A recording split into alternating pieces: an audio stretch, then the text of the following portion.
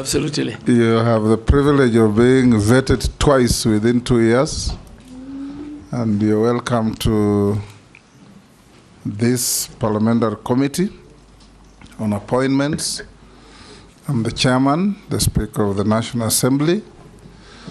We have the Deputy Speaker, Gladys Boss. We have Njoroge, our clerk. I'll invite all the members to introduce themselves for the record, starting with Naisula. Naisula Lesuda, MP Samburu West. Kimani Shongo. Junet Mohamed. Nelson Koech. Kosing David. Gikaria David.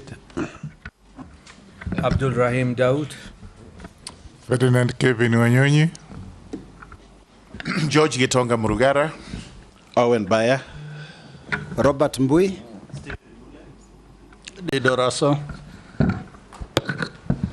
Abdi Shurie. Shimboko. Dehab Mukami. Caleb Amisi Sabot. Thank you. Honorable Duale, you know you have appeared here before, so before we start, we'll take your evidence on oath. So you have a choice between the Quran, the Bible, or affirmation. You obviously is the Quran. I have only one choice. Take the Quran in your right hand, be upstanding.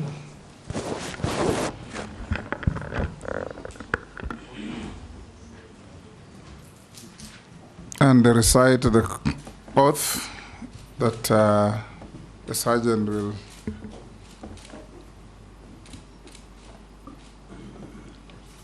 Bismillah. I, Aden Barre Duale, do swear that the evidence I shall give before this committee on the matter under its consideration shall be the truth, the whole truth, and nothing but the truth, so help me God. Thank you. And take your seats and sign the oath.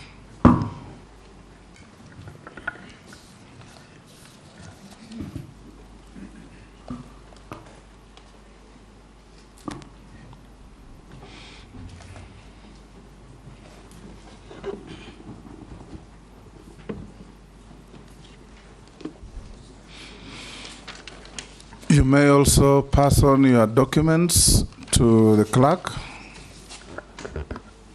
for him to be able to cross-check with what is in our possession. So we'll start, Honorable Duale, by asking you introductory questions. Tell us your name, your education background, your work experience, your competences, that lead to your suitability for the appointment that you have had. Thank you, Mr. Speaker and honorable members of the Appointment Committee. Speaker, on the onset, I want to thank you and this committee and the entire House for giving me this opportunity to appear for vetting for the second time. I also want to thank His Excellency the President for according me a second opportunity in a different ministry to serve the people of Kenya. Mr. Speaker, I grew up in Garissa.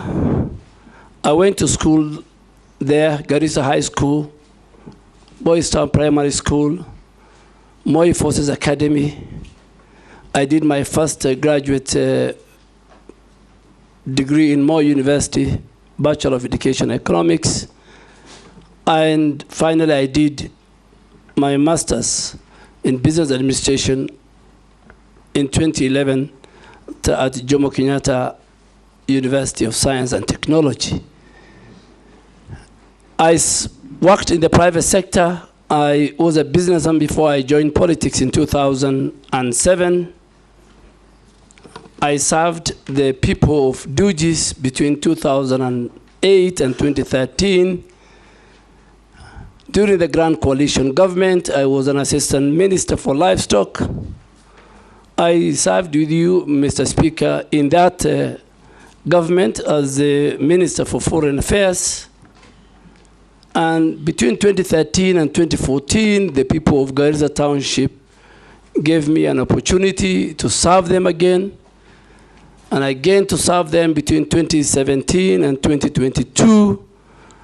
And again, they gave me an opportunity to serve them between 2022 for about 2-3 months. So I served as a member of parliament for 4 consecutive terms, which the last one I did not complete because the president in his wisdom poached me from the legislature and to help him in the executive. I was the first majority leader under the 2010 Constitution. I served for 8 years. I led in making sure that the government business during that period sailed through. Over 150 bills were enacted, had my signature. And Mr. Speaker, I had a wonderful time working with a cross-section of leaders from different parts of our country, from different gender and age, and from different political formation. As the Minister for Defense for the last 2 years and 1 month, Mr. Speaker, my record speaks for it. Today, I can confirm without fear of contradiction that the housing project, since independence, over 4,000 housing units are under construction, launched them in Laikipia, in Nyanyuki, in Gilgil, in Mariakani, in Roysambu. Through this August House, I passed the Prime Healthcare Fund, where now the Kenyan citizens have an opportunity partially to access the robust medical facilities and hospitals, the level 5 and level 4 hospitals of the Kenya Defense Forces. If you are in Eldoret, if you are in Nakuru, if you are in Mombasa, if you are in Nairobi, you can at certain level access. Through this house, Mr. Speaker, I passed the National Peace Fund, which is now domiciled, that helps our men and women in uniform who serve in peace missions. Today, there's enough resources to buy them the required equipments within the standard of the UN peacekeeping missions. On defense diplomacy, Mr. Speaker, I am the first minister in the history of Kenya to host the US Secretary of Defense, to host the British, the UK Minister for Armed Forces.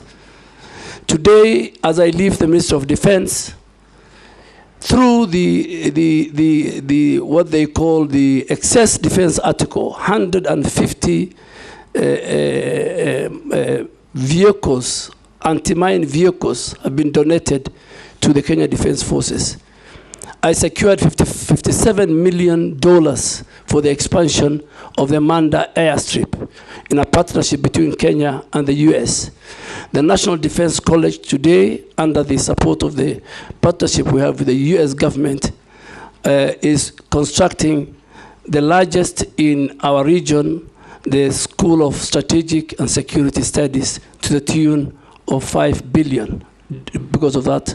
And finally, I want to say it, the only center, the Center for Terrorism, Counterterrorism, Counterinsurgency in Laikipia, funded by the US, UK, and the Kenya government. One of its type is ready for commissioning. Of course, in the war against terror, Mr. Speaker, in the last 2 years, Boni is safe, the North is safe, Nairobi is safe. Kenya Defense Forces have taken the war to Al-Shabaab inside Somalia. We will not anymore, at any given time, we're not going to wait for them at our borders. We will not allow them to come to our cities. We have taken the war to them. So, Mr. Speaker, my qualifications academic qualifications, my experience as a member of parliament and as a leader in this country, the stint I had at the Ministry of Defense, my age, my role in the private sector and business gives me the required testimonial. But finally, to say, Mr. Speaker, I have never been indicted in any adversely in any report of parliament. I have always had clearance from the criminal justice system, the Ethics and Anti-Corruption Commission, the DCI. I have never violated Chapter 6 of the Constitution, never violated Article 75 of the Constitution, and I think I am ready and willing to serve the people of Kenya in the docket of environment, climate change, and forestry. Thank you, sir. Thank you, Honorable Duale. We'll now start off with the members asking you some questions. Try to be concise and precise in the answers in the interest of time. We'll start with the Deputy Speaker. Okay, thank you, Honorable Speaker. Honorable Duale, you will recall that during COP27, the President made it clear that Kenya's biggest export would be carbon credits, and asked for a simple and transparent system of ensuring that people can access these market systems, and not just the intermediaries, but also down to the local people.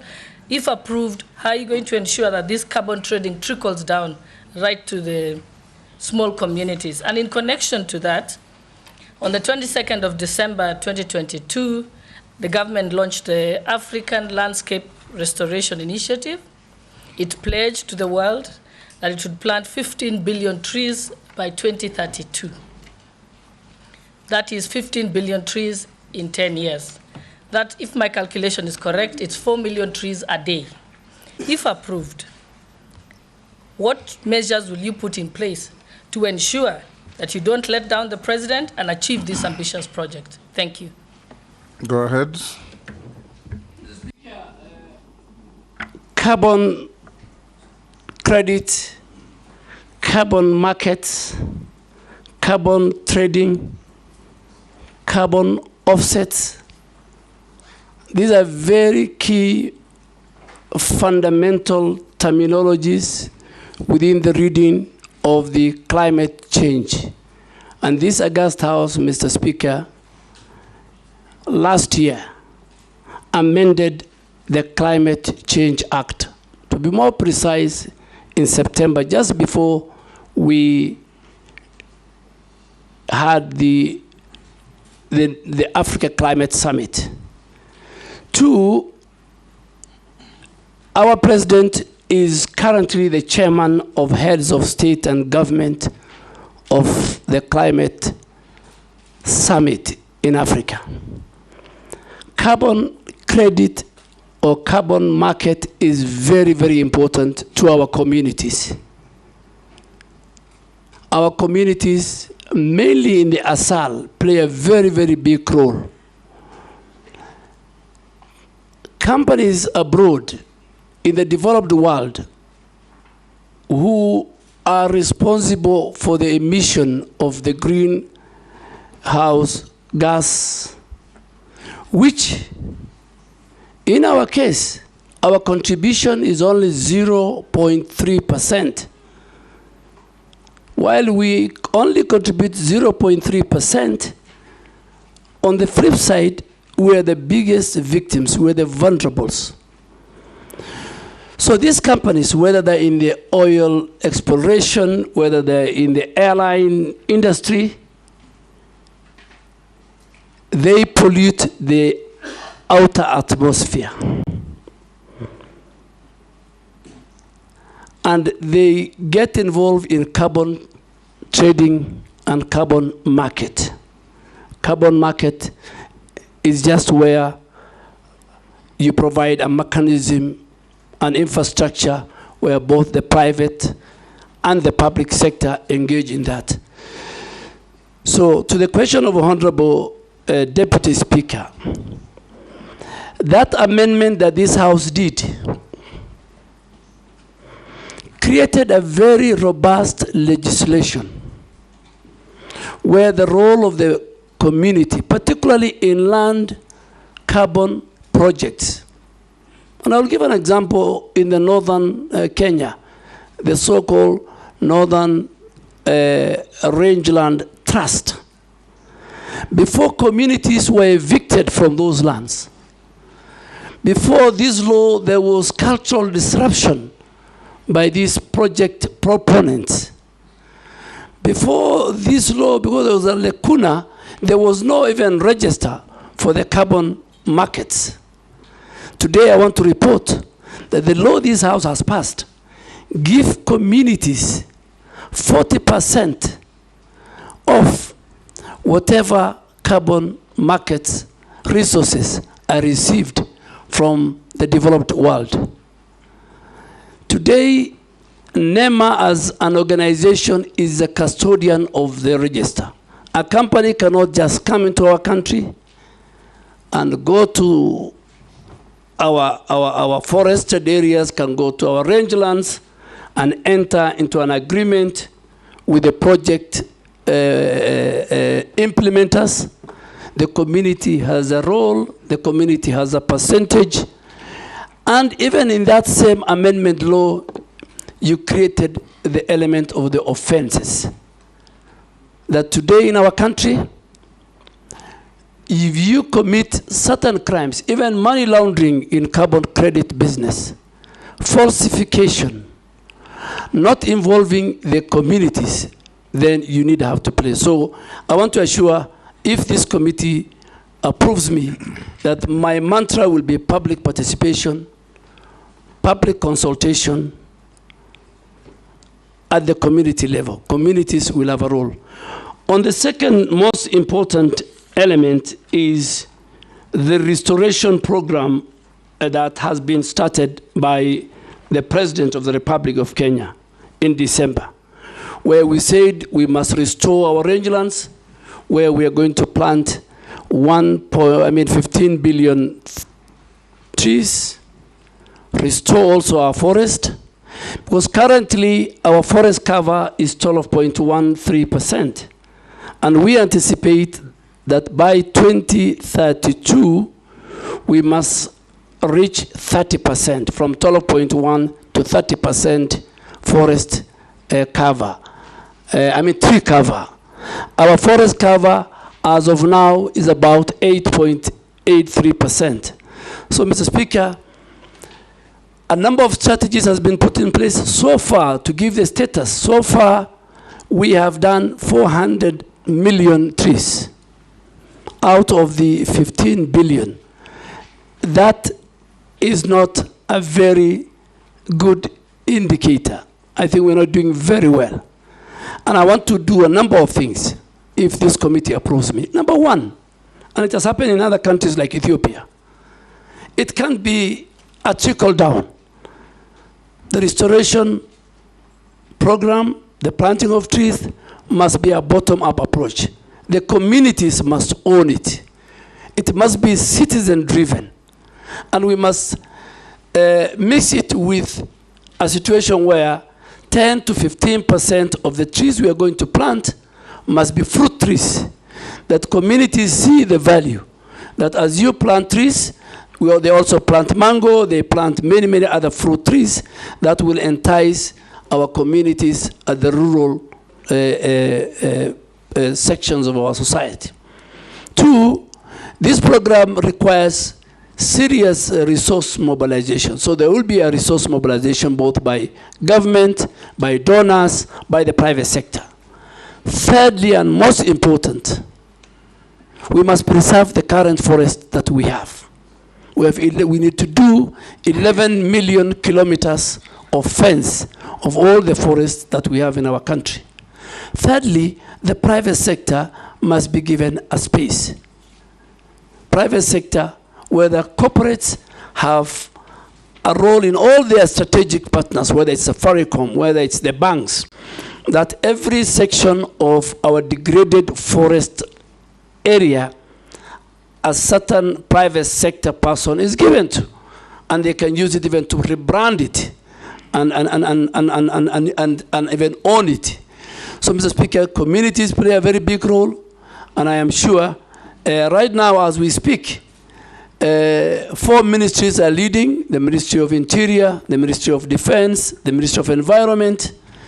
There are 3 ministries which are at the bottom, including the Ministry of Agriculture. If this committee approves me, Mr. Speaker and honorable committee members, I think this is a game changer. On the flip side of it, Mr. Speaker, that again will be linked to the carbon credit. A lot of resources will come to our country, because the more we restore our forest, the more we'll play a role in the reduction of the emissions, the greenhouse emissions. So on one side, it's good for our country. We will increase our forest cover. It's in the Constitution. And Mr. Speaker, let me say it. In our preamble, Article 4 of our preamble talks about the environment. We must preserve our environment. It's our heritage. So it is, it's not even an article of the Constitution. It is in the 4th preamble of our Constitution. Thank you, Mr. Speaker.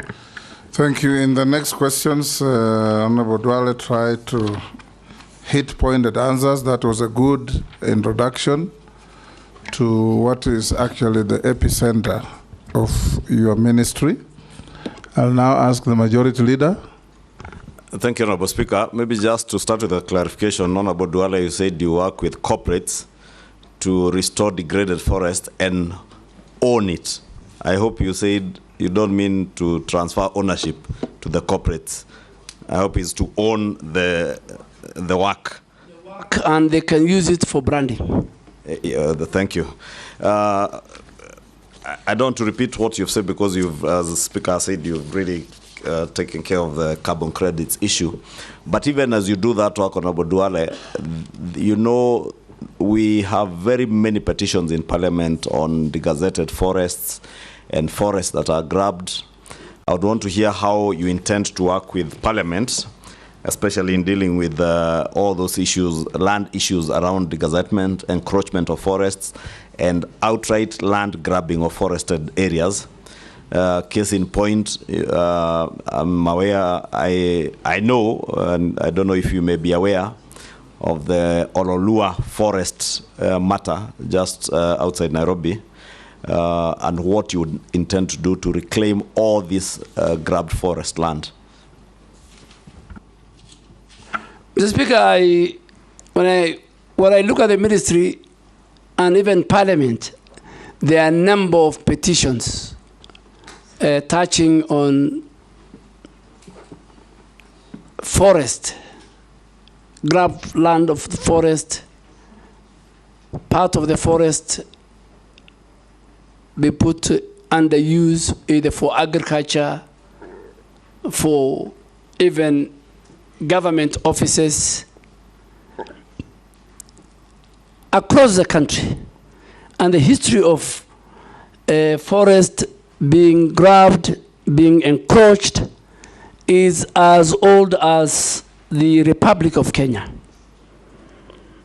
In my entire life in Parliament, from the Mao forest, when the Honorable late Michuki was the Minister for Environment, it's a recurring thing.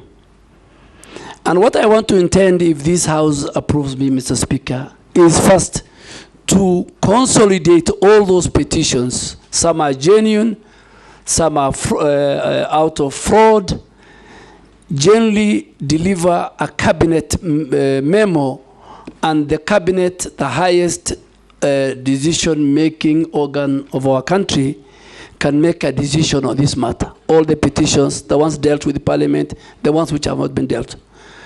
Coming specifically to Ololua, Mr. Speaker, I want to categorically, without fear of contradiction, say that if this House approves me, in the first 30 days, working with the Minister for Lands and other government agencies, a number of titles, including and belonging to big people in government, some of them members of Parliament, will be revoked.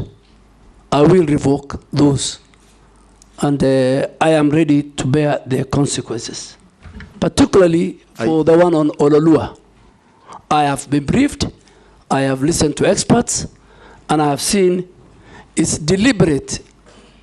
In the last 2 years, there are people who got illegal title deeds, and I think it will be the first place I will visit, and also with the Committee on Environment. And I hope the chair is a member of this committee, my chair. We will visit. And please, Mr. Speaker, some of your members might be casualties. No problem. If you do what is right, we will support you. Yes. Mr. Speaker, is that to say the CS nominee actually knows the grabbers of Ololua Forest? Because he has claimed they are senior government officers, including members of parliament. I hope he's not referring to me since I asked the question. Mr. Speaker, I am the nominee for the Ministry of Environment, Climate Change, and Forestry. So if this House approves me, forestry will be my business. Grabbers of forest land will be my business. Whoever they are, whatever their status is in society. Mr. Speaker, if I just to say it, and I think for record, let me say it. With the last 2 years when I was at the Ministry of Defense, and I had the privilege to serve as a member of the National Security Council, and you served as a member of the Security Council when you're Minister of Foreign Affairs. If today I'm asked between Al-Shabaab and corruption, which is a threat to the national security of Kenya, without fear of contradiction, I say corruption is more of a threat to our security and our existence than Al-Shabaab, because Al-Shabaab, you can identify, you know their location, you know their capability, but corruption is the one that is killing our country. So, as I go to environment, from NEMA to forestry, at least, if you are hearing me and you sit here or you are somewhere and you have allocated yourself illegally some forest land, be warned if this committee approves me. Junet? Thank you, Mr. Speaker. Mr. Speaker, I have 2 questions for the nominee. One is, first, it is one of which is on him, one of the nominees that have come here, Mr. Speaker, and he said, if you approve me, I am carrying an axe on with my hand. I'm going to deal with people. This is very good because many people fear to give you a position. But having said that, Mr. Speaker, what do you think? One issue. What does he think is one issue, environmental issue of high consequential that the country should focus on? That you think, as a country, we should focus on this one environmental issue. Secondly, the government pronounced and said that they want to plant 15 billion trees by 2032. Is that achievable in your view? What do you think? What will be the criteria of achieving that? And lastly, you see, Mr. Speaker, we are now in a public forum. The public is listening to us. And the nominee, whom I know very well, who was our majority leader for many years, whom we found in Parliament, is somebody who does not mince his words, somebody who speaks his mind. He said that there are people who have grabbed land, especially Lulua Forest, and they are public people. There are some of them in high government offices and others even in Parliament. Could he share with us who those people could be, so that we also know that maybe where we are sleeping is maybe not a forest? Maybe some of us are living inside a forest, Mr. Speaker, so we can start packing before he's approved. Mr. Speaker, Honorable Junet has asked me 3 questions.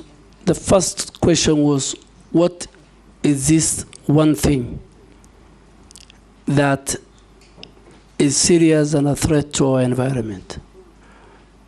Mr. Speaker, as I said earlier, environment, the place of environment is in our preamble of the Constitution.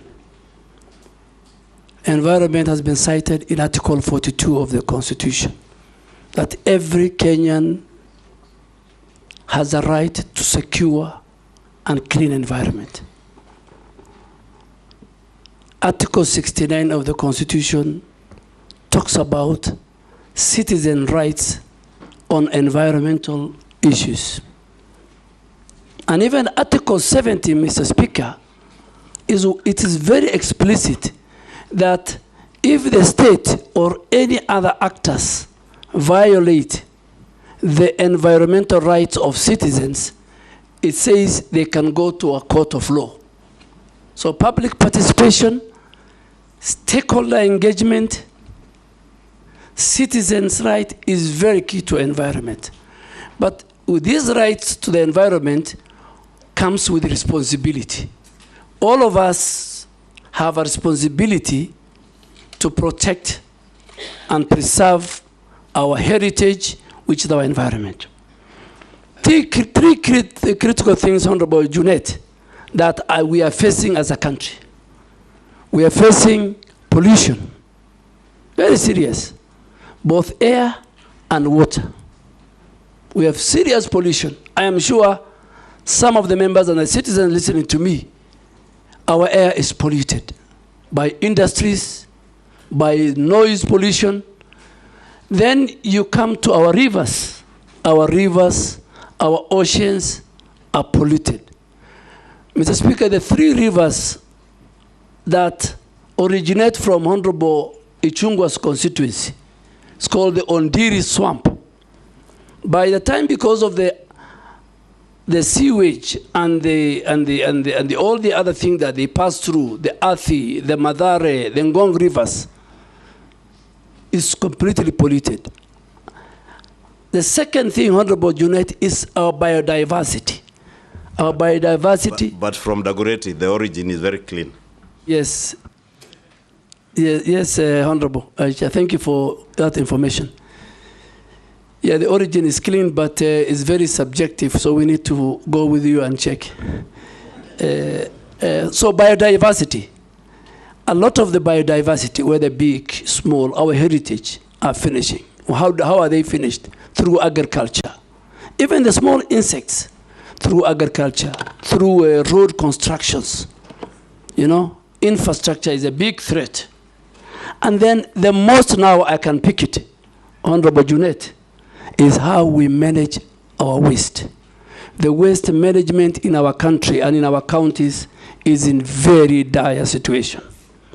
The law has been passed by this House. MCA of 1999, various amendments, even the coding of our waste. It's a household responsibility. Honorable Deputy Speaker, for example, if I pick her, in her own house, she's supposed to have 2 different coded bags. One for the wet waste and one for the dry waste. The person picking it is supposed to have 2 different trucks. When it goes to Dandora's site, it's supposed to have where it can deliver the dry, where it can be recycled, and where it can deliver the organic, where it can be used for fertilizer and many, many things. So those 3 issues, and also the waste management, I think is something that I will maybe later explain we must deal with. The 15 billion tree planting, Ethiopia did 30 billion. Ethiopia is a country that we can be proud of, we can learn a lot. I am ready to go to Ethiopia. I'm ready to walk the talk, help the president, talk to citizens, use leaders who are here. Leaders, stakeholders are very, very important. These tree planting, members of parliament are very, very important. It's not about taking a chopper, planting few trees, you don't know who takes care about them.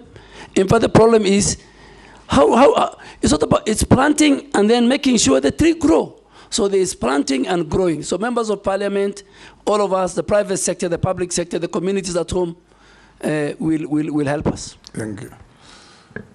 This time around, I'll start with Miss Caleb. I've been petitioned by Mishi and Mukami that I change tact in who speaks first. You guys will be the last this time. Mr. Speaker, they didn't consult me. Now you've gotten me off guard, but it's okay. Give it to Mukami then. No, I will, Speaker. And ask, in the interest of time, ask one question, get one answer. Yeah, thank you, Mr. Speaker. I'll ask one question because I was trying to prepare the second one. If I get a chance, later I will. There is a major conference happening in November in Azerbaijan and Baku. Do you know the conference, the name, the history, and how Kenya can tap into such global climate conferences in the fight for climate change? Thank you, Mr. Speaker. Speaker, the 29th conference of parties to the UN Framework Convention on Climate Change, UNFCCC, which is known as COP29, will be held in Baku in Azerbaijan between the 11th and 22nd of November this year, inshallah. And Mr. Speaker, on the 11th is the first day for the heads of state and government to have their meeting, and then the next, on the 13th, will be the World Leaders Conference on Climate Change. What are the top priorities that this conference will come up with? One, this conference is supposed to deal with the adaptation of what they call the new collective qualified goal for climate financing. Climate financing has just been a talk show from COP15 in Copenhagen to all the time COP28 in Dubai. So this time we're saying, people are saying we must adapt a proper financing model. The epicenter of climate change and climate adaptation and climate mitigation is around climate financing. So that will be a discussion. That in Copenhagen, which was, I think, COP15, people pledged 100 billion US dollars. Up to now, I think nothing has been given. But for Africa and for Kenya, Mr. Speaker, we are taking the carbon credit issue. This carbon credit issue must be concluded.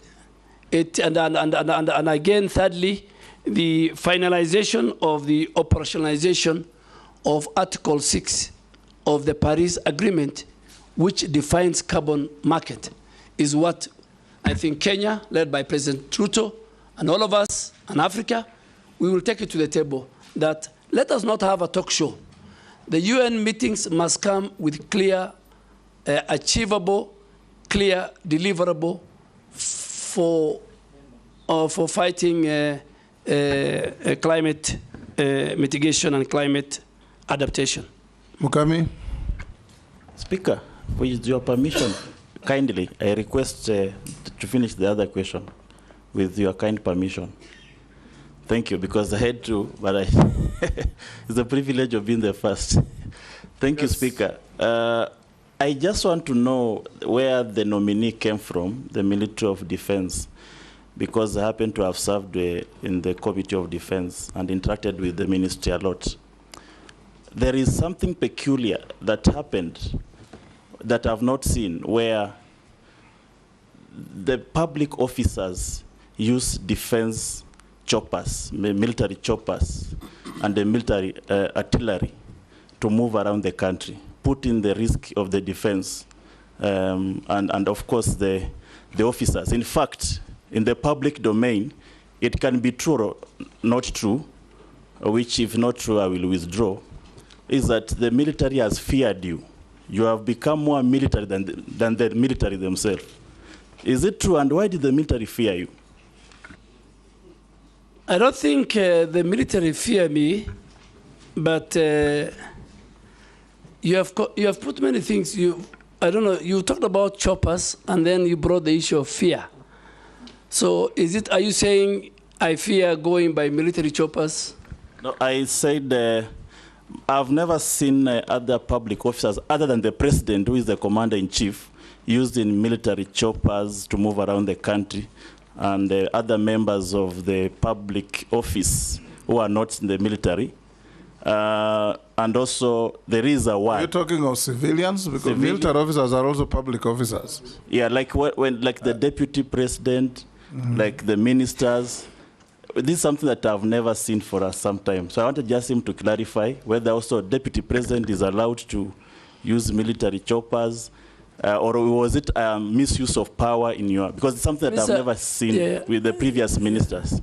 Yeah, Mr. Speaker, let me say it because it gave me a lot of bad publicity. But when you serve in a public office, that's part of life. Within the reading and the instruction of the Commander-in-Chief, at the Ministry of Defense, the Commander-in-Chief is the President. The President and the First Lady are the people allowed to use military air assets with a rider.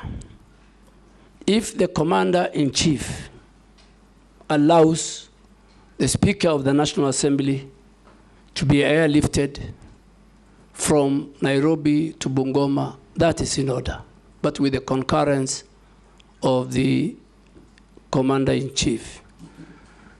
I don't know, I don't think the rank and the file and the leadership of the Defense Ministry fear me. Maybe my style.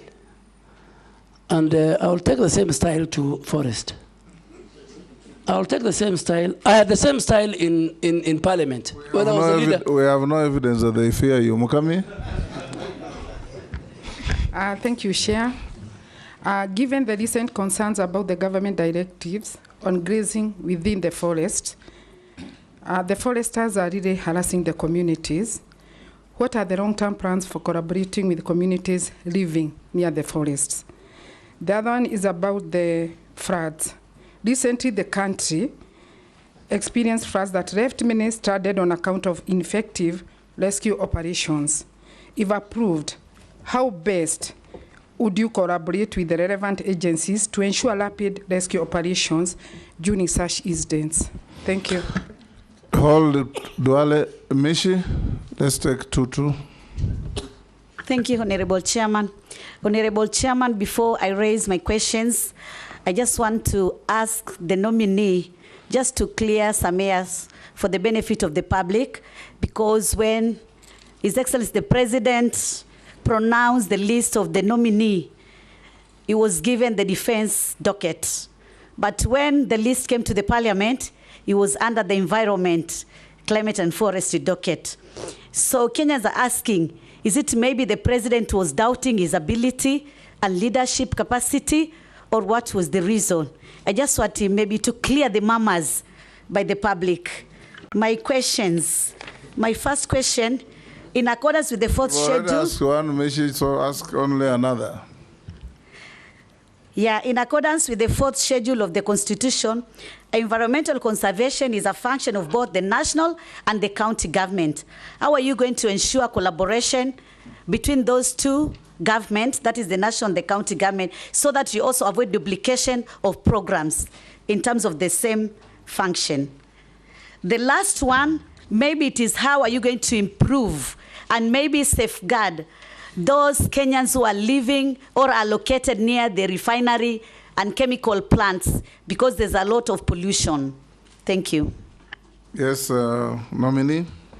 Chair, let me start with Honorable Mishi. Even after this, in the event this committee approves me, and before even I'm appointed, the President has a prerogative right to assign me even another ministry. So he might even take me from environment to somewhere else if this committee approves me. So Honorable Mishi, that is the powers of the President. After all of us are approved, in 1 week he can reshuffle, and maybe he might even take me back to defense, or foreign affairs, or even gender, or even youth affairs and sports. And I am ready, or education. I am ready to serve in any capacity that the President finds it, deems it right. The second one, I think, is a very good question. Environmental matters is devolved under the fourth schedule. And at the county level, we have a very good relationship. We have got the county environmental committees appointed by the governors. The chair, on behalf of the governor, is the CEC for environment. The secretary is our county director of NEMA. And that's how they work together with all the other multi-agency team. But soon, if this committee appoints me, we are trying to create now, and we hope if this committee appoints me, we are going to sign a more intergovernmental environmental framework between the Ministry of Environment, Climate Change and Forestry and the Council of Governors, where I will sign and the chair of the Council of Governors will sign. On grazing, Honorable Nyokapi, this is a very, very complex issue. Honorable Mukami, my very good friend, the women rep of Nyeri County. Under the Forestry Act, we have created a very robust, because we cannot conserve, we cannot restore, we cannot manage our forest and our wetlands without the involvement of the communities and the citizens who live around those forests. So this house, in its wisdom in lawmaking, they created something called Community Forest Association. And these community forest associations are the ones who are supposed to guide at what part of the forest do people graze? How far do they graze? Do they graze where we have doing regeneration of the forest? So what are we doing to make sure that we don't have a conflict? And Mr. Speaker, in some of the forests, unfortunately, powerful people in government, in the private sector, who own thousands of livestock, graze in those forests. I'm sorry to say that. But if this House approves me and I become the minister, I want to do some key long-term plans. One, just to have to review the whole grazing management plans, how we can regulate the authorized grazing in our forest ecosystem, how we can fence off areas where we feel are very sensitive in the forest, that we don't allow our animals or our farmers to farm. And lastly, I think the forest community management regulation of 2016 has not been operationalized, and I'm going to operationalize with the approval of this House, because that will give them the rights. The Speaker, the second question of Honorable Mukami, I didn't get it. If you can repeat it. Oh, yeah. It was about the floods. Yes. Mr. Speaker, climate change today is the biggest threat to humanity. I mean, you can see what's happening in India and Ethiopia in the last 1 week. Thousands of people have died because of the mudslide. You have seen the wildfires in California. You have seen the hurricanes, what they're doing, kind of destruction. And coming back home, the last 2 years, we had a severe drought that killed many livestock, affected our farmers, affected food security, destroyed, and then next after the drought, we had the floods, which again affected livelihoods, destroyed our infrastructure, roads, and farms, and livestock was swept away. So, and that's why, because of the climate change and all this, one of the issues why we're having 15 billion trees is to recover our forest ecosystem, restoration, regeneration, bring back our biodiversity. So, Mr. Speaker, I think I have tried to answer the questions of... Honorable Chairman, point of order. Yes. Part of my question was not answered. Chairman, I was asking this question: how do we improve the health of communities which are living near a polluted site? I'm asking this because in my constituency, there is a plant built by Titanium Base who are doing some mining in Kwale, and there's no mitigation which has been done, and it's a residential area. That is why I was asking that question specifically. Yeah. Thank you, Mr. Speaker. I forgot to answer that question. Let me answer it. It's not only in Likoni, Mr. Speaker, we have a serious problem between how county governments enforce their physical planning and zoning of areas and the role of environmental institutions in making sure that zoning is respected. Mr. Speaker, even here in Nairobi, you'll find county governments with no regard to the law, to the Physical Planning Act, allowing industry and factories to be established in residential areas and bars and bring noise pollution. The same, you cannot have a refinery next to a residential area. The laws, the environmental laws, the Physical Planning Act, the Land Use Act, all those don't allow it. So, Mheshimiwa Mishi, this is because of corruption.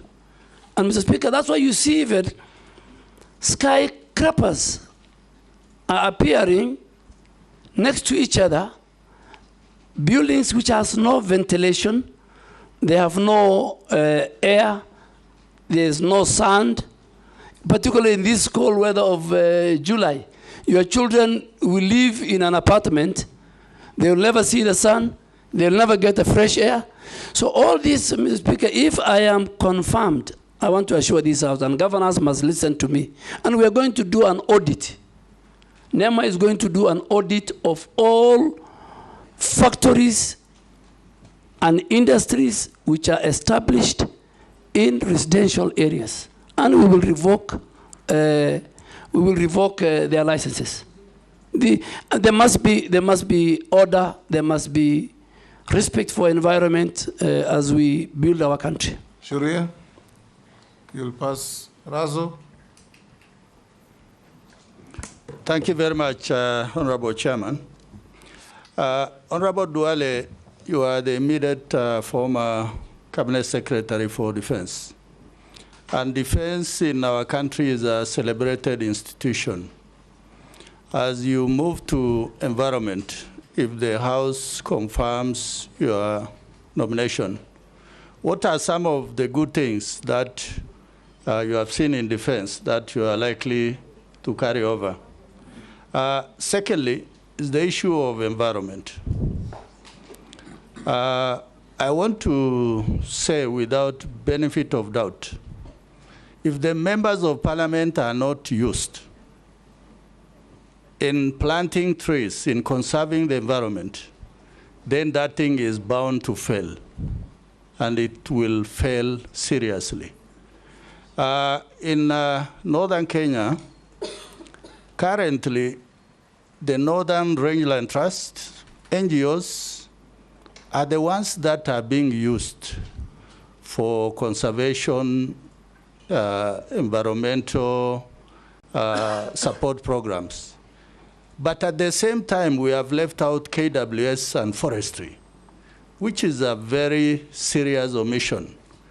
Going forward, maybe tell us what plans you may have so that institutions of government are not killed silently by non-governmental actors. Thank you, Honorable Speaker. Thank you, Speaker. The nominee, Honorable Duale, karibu bunge tena. My question is that Kenya hosts one of the United Nations Environmental Office and Program in Nairobi at Gigiri. And the people of Kenya, especially at the grassroots level, I doubt whether they can fill this office, and it's a UN office. If approved by this August House, Can you tell us how will you leverage on that status and how will Kenyans fill this office and make a difference in our nation for the betterment of our environment? Thank you. Nominee. Thank you, Mr. Speaker and honorable members. What do I carry from defense? Of course, I will not carry the guns, I will not carry the arsenal and everything, but from a human resource part, I'll carry the discipline that I have learned in defense. I'll carry the order and implementation of task done very fast. I will carry the patriotism they have to the country, and I will carry the respect that they give to each other within the rank and the file, and the teamwork that we had at the defense. Those are things. Secondly, I think on the conservancy, Northern Trust, I think, is one of the biggest. There are many conservancies. Most of them, Mr. Speaker, they're not under my ministry, they're under the Ministry of Wildlife. They have airstrips. But I think working with the other ministries and working with the leaders, working with the stakeholders, even working with some of our security agents, we need to have a conversation on how these conservancies, and particularly members of parliament from the Asal region, on how these conservancies are run, how they are managed, what is the benefit to the communities, how will they behave when there is a conflict, particularly during the drought. Our animals, the animals of the people in the Asal, when there is a lack of water and pasture, they enter. Honorable Lesuda will agree with me in Samburu, there's a lot of conflict.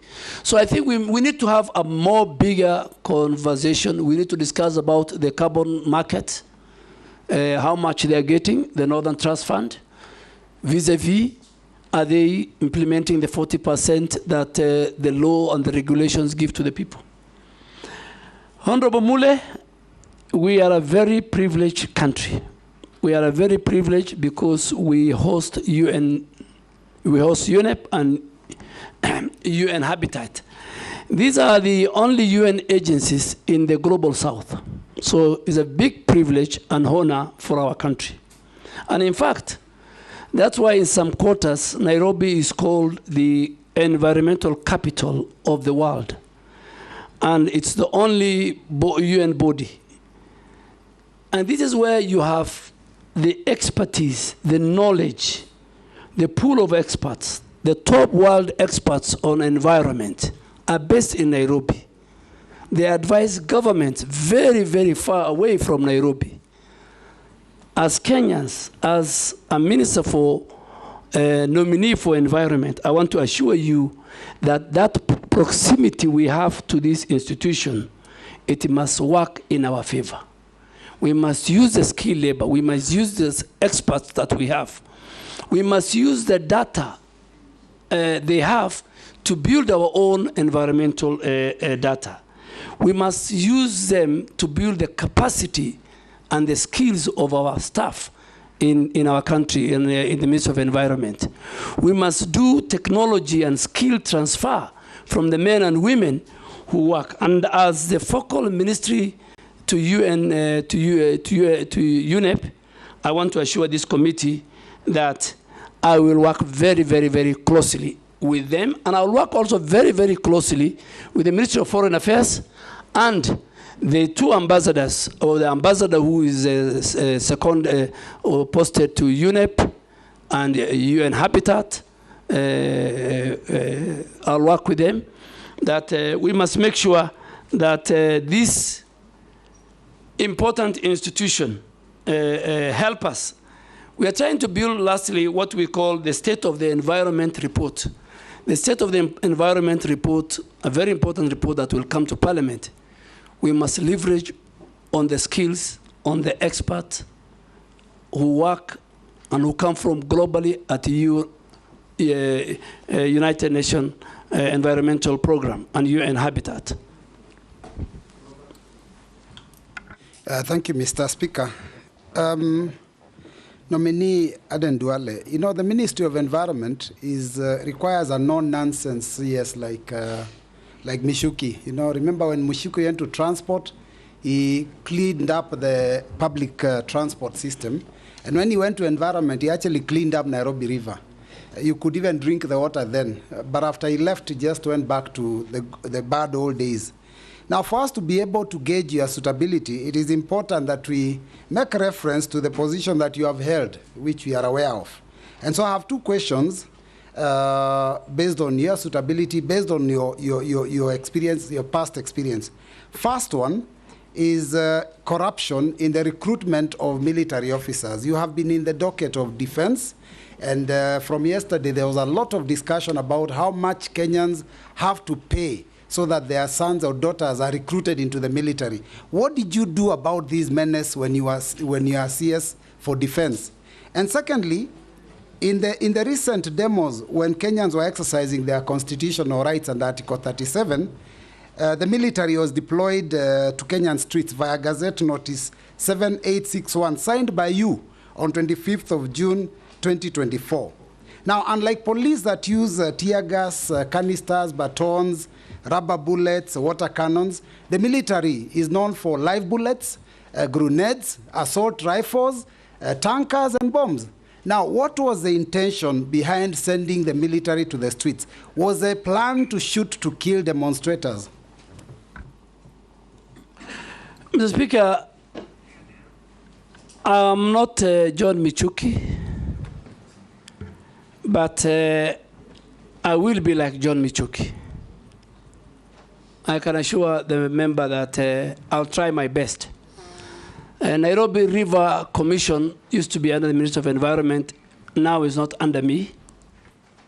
It's under the Deputy President. But we need to deal with the Nairobi River Commission. The pollution that is going on in Nairobi River Commission, Nairobi rivers, because of the dysfunctional sewage system, which needs to be upgraded. The dumping sites of Nairobi County, all of them, including Dandora, are on Nairobi and Nairobi rivers. So the governor of Nairobi, at some stage, and I hope he will listen to me if I'm appointed, he has to look for other dumping sites outside the Nairobi River Causeway, Rivers Causeway. So coming to military recruitment, I agree with you, it's a systemic issue. And I was watching yesterday, the speaker said, the president himself is concerned. But we have agreed before I left the Ministry of Defense that going forward, before the next recruitment, we must sit, we must have a conversation. The way the speaker said yesterday, I was watching him, we must communicate candid to the public, and we must deal with that monster. It cannot be a situation where few people are taken to court-martialed. Kenyans, in their mind, are saying, for you to join the military, and based on the national security sections, is supposed to be the face of Kenya. Kenyans, for them to join the military, they must pay between 400 to 500,000. I think that is unacceptable. If more, that's unacceptable, and it's part of the corruption that I was telling you, which is I think all of us together, the citizens themselves, the anti-corruption agencies, all of us together, we must face on. Why did I deploy KDF? I did not deploy KDF. The framers of the Constitution put Article 241, 3B, and 3C in the Constitution. So Kenya Defense Forces are in the streets. They're in Boni Forest fighting Al-Shabaab. They're in North Rift making sure that we deal with the banditry. They were in Westgate during the terror attack. They were in Garissa University during the terror attack where we lost many people. So for peace, public order, public safety, where the police are overwhelmed, Article 243, 41(3)(b) kicks in. The function of the Minister for Defense, by then me, is once the article kicks in, then I am supposed to do certain subsidiary legislation. I gazette. And Mr. Speaker, all of us know Article 132 of the Constitution obligates the President to protect the other arms of government. He is the chair of the National Security Council. That day, the Office of the Chief Justice and the Supreme Court, as an institution, was under threat, under attack. Parliament and the colleagues sitting here, if KDF did not come to assist the other security agents, God forbid, many members of Parliament could have died, including our Speaker. Parliament could have been burnt. I will not be that irresponsible as a Minister of Defense with a provision of the Constitution. I used the law. And then the House went further the next morning, because it was going on a very long recess. They invoked Article 241(3)(c). But when LSK went to court, Justice Mugambe, and I don't want to discuss more because the matter is still in court, gave orders that I should give and gazette and do a new gazette on the terms of engagement, on how many places, and now I said in the 47 places. Ours was to protect key institutions. Parliament is a symbol of democracy and governance. It is the home of the people's representatives. Mr. Speaker, all my life in Parliament, people used to come and present petitions. And any member of Parliament who's outside, near the gate, used to receive and take it to the office of the clerk or the office of the Speaker. I have never seen where people want to come and ban Parliament. So I think I want to thank the framers of the Constitution. I participated, the Speaker participated, many other members participated. I think it's today and that day, 25th of June, I realized how important Article 241(3)(b) and (c) is. Owen. Thank you, Honorable Speaker. I would like to ask a question to the nominee, Honorable Duale. Just one question, that this country envisages to have a nuclear plant in a place called Uyombo in Kilifi County. Without due regard to the environmental issues in question, like the delicate ecosystem, the people, and the environment, Honorable Duale, going forward, if you are given this opportunity, how do you intend to treat this threat to the people of Uyombo in terms of nuclear plant in their radioactivity materials and nuclear waste and the hazards that come with nuclear installations? Just that my question. Thank you. Thank you, Honorable Owen Baya. I think it's the same thing I was saying. How did the county government of Kilifi give land? So I want to assure you and this House and the people of Kilifi, if I am confirmed, it will be the first thing I'm going to do, go to that site, make sure all the environmental impact assessments are done, the people have participated, their views collected. And Mr. Speaker, environment is very key. I said Article 70 of the Constitution says, if a citizen feels that his rights have been curtailed in an environmental matter, it says go to the court. Public participation is very important. I will be the first person. I won't wait for you to send, if I'm approved, to summon me to Parliament on Wednesday morning. I'll do, it will be on my table. I'll deal with it. Murugara. Thank you, Mr. Speaker. Honorable Duale, there is a very bad scenario that is faced countrywide, especially as regards our riverine areas and the rivers themselves emanating from Mount Kenya, Aberdares, whereby almost a half the year now, they are drying up. We are told the reasons is environmental degradation, but also climate change is blamed. As human beings, we cannot sit pretty. We must have policies in place to ensure that these rivers do not disappear forever. What policies are you likely to put in place to ensure that we recover these rivers, which are actually the bottom line of our livelihoods. Thank you, Honorable Murugara. Ferdinand, let's take two. Thank you so much, Mr. Duale. If you are actually confirmed by this committee, first of all, I want to thank you, and I will tell you that I think that I've witnessed extensive planting efforts by the ministry in which you have been assigned. Now, to ensure that we retain that, I just want to ask you if it's possible. Instead of actually interfering with the planting, what have you, in agriculture areas, is it possible, are you able to agree with me that you can now plant trees along the roads? I say this because I went to Denmark and I was surprised. The roads are all covered because we have got 6 meters from the center. And that is an area that I think we can plant trees in all these areas. Secondly, and lastly, I come from slopes of Mount Elgon. I can tell you, when I was growing up, that area, forest was very thick.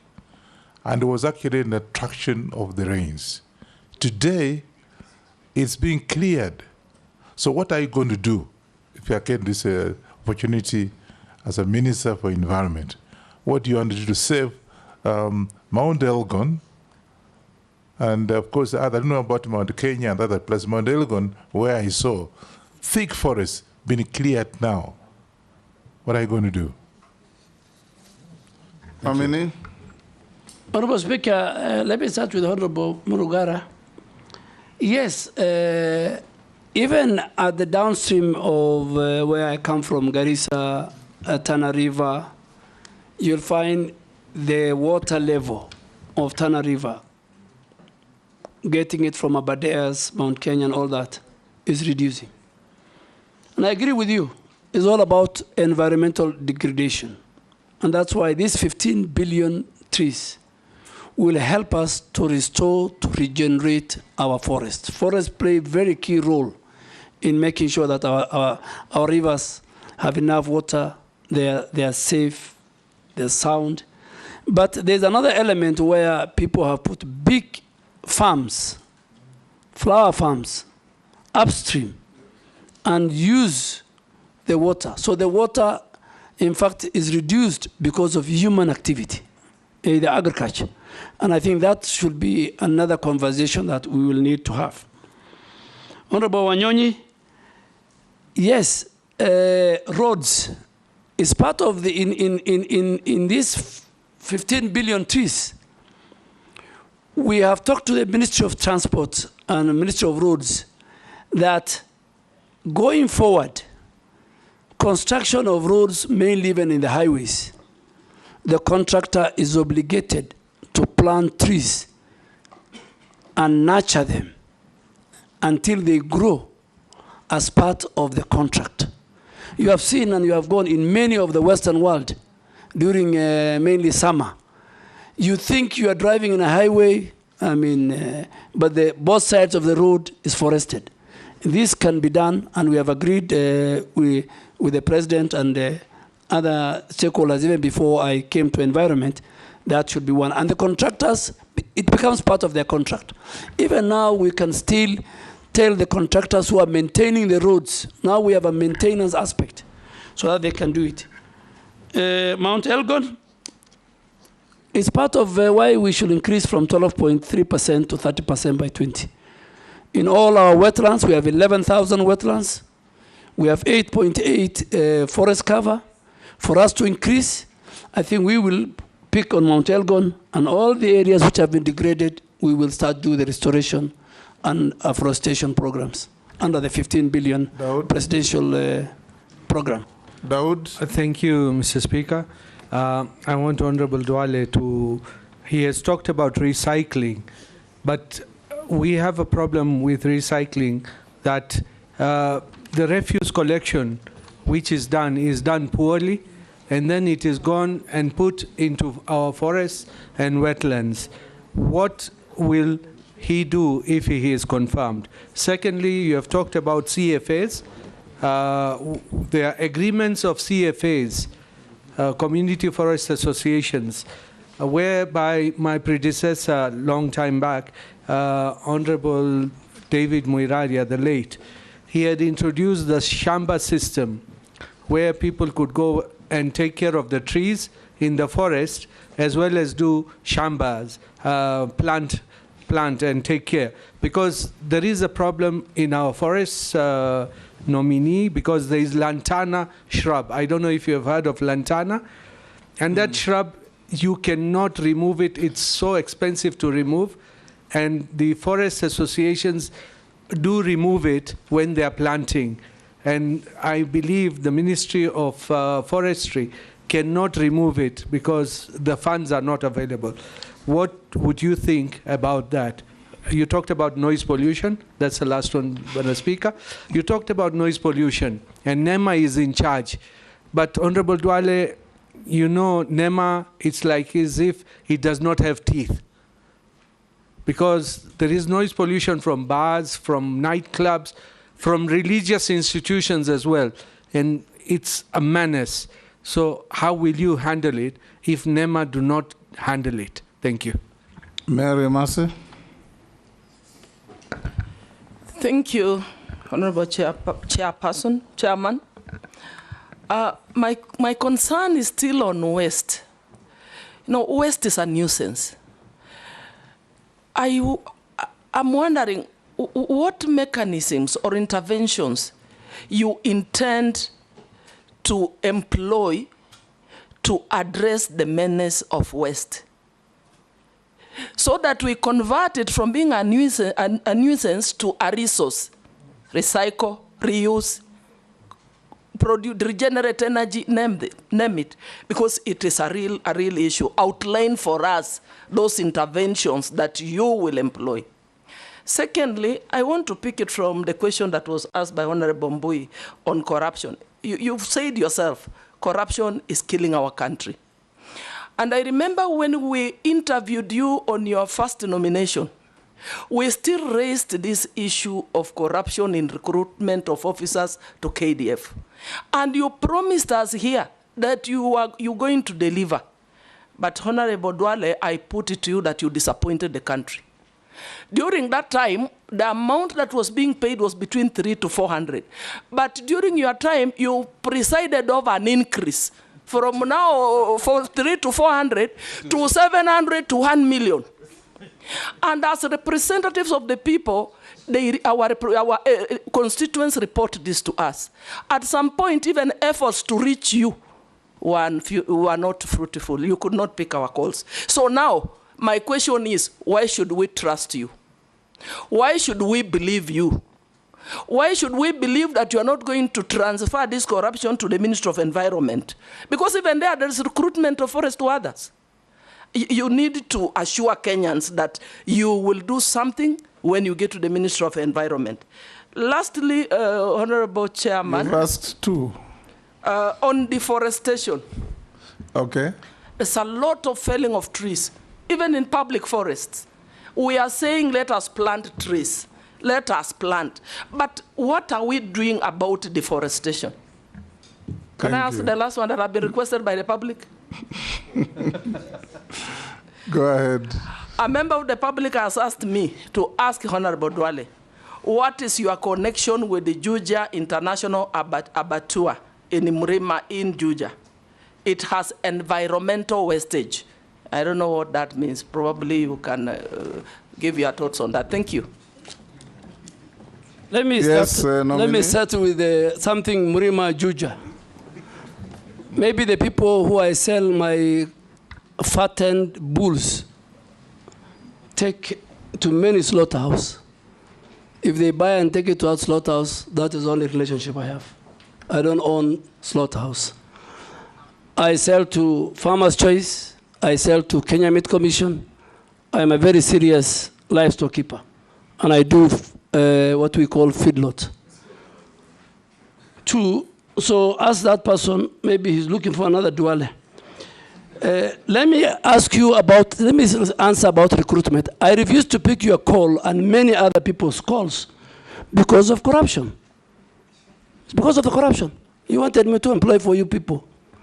And many members of parliament will agree with me when even they send me text.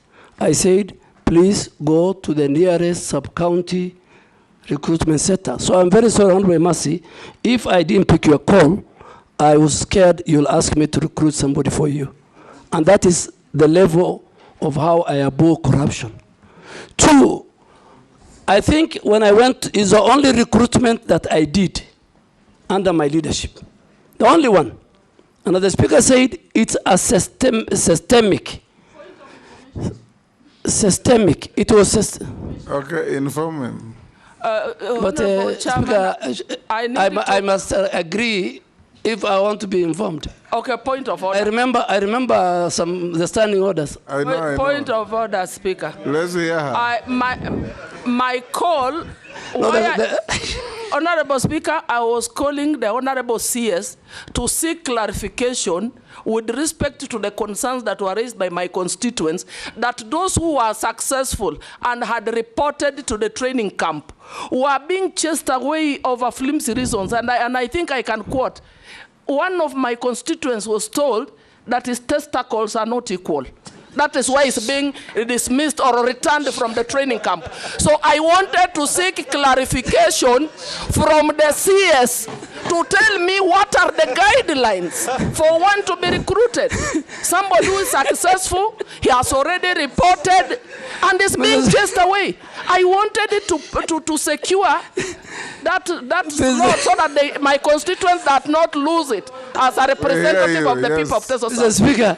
Oh, yes, what's your point of order? Honestly, okay, Mary. it was very sad indeed. And my constituent lost that slot because I could not get the CS to clarify. We hear you. Yes. In fact, I had to look for a chairman of a committee to call the CS on my behalf because I thought, because I'm a small person, he can't pick mine. You are an He actually MP. picked, but I was not helped. I was not helped. I am speaking on behalf of the people of Teso South. Good. But you are vetting him on behalf of Kenyans. Yes. Yes, on behalf of Kenyans. Yes. And it did not only happen to Teso South. Many Kenyans were returned from the training camp. And we are told those slots were sold again to some waiting rich guys with 1,700,000. It cannot continue. And we made it very clear to the CS nominee for defense that it should not repeat itself next time. Yes, Junet. Mr. Speaker, I want to sympathize with my colleague. And that issue has been rampant, people complaining. But the only thing I'm wondering with is if the CS of defense by then could do measurement of testicles. It's what I don't know. That's what I don't know. Mr. Speaker, let me, because it's a, Mr. Speaker, let me make it very clear. Yes. That the grounds given for the rejection of that recruit from Teso South is valid.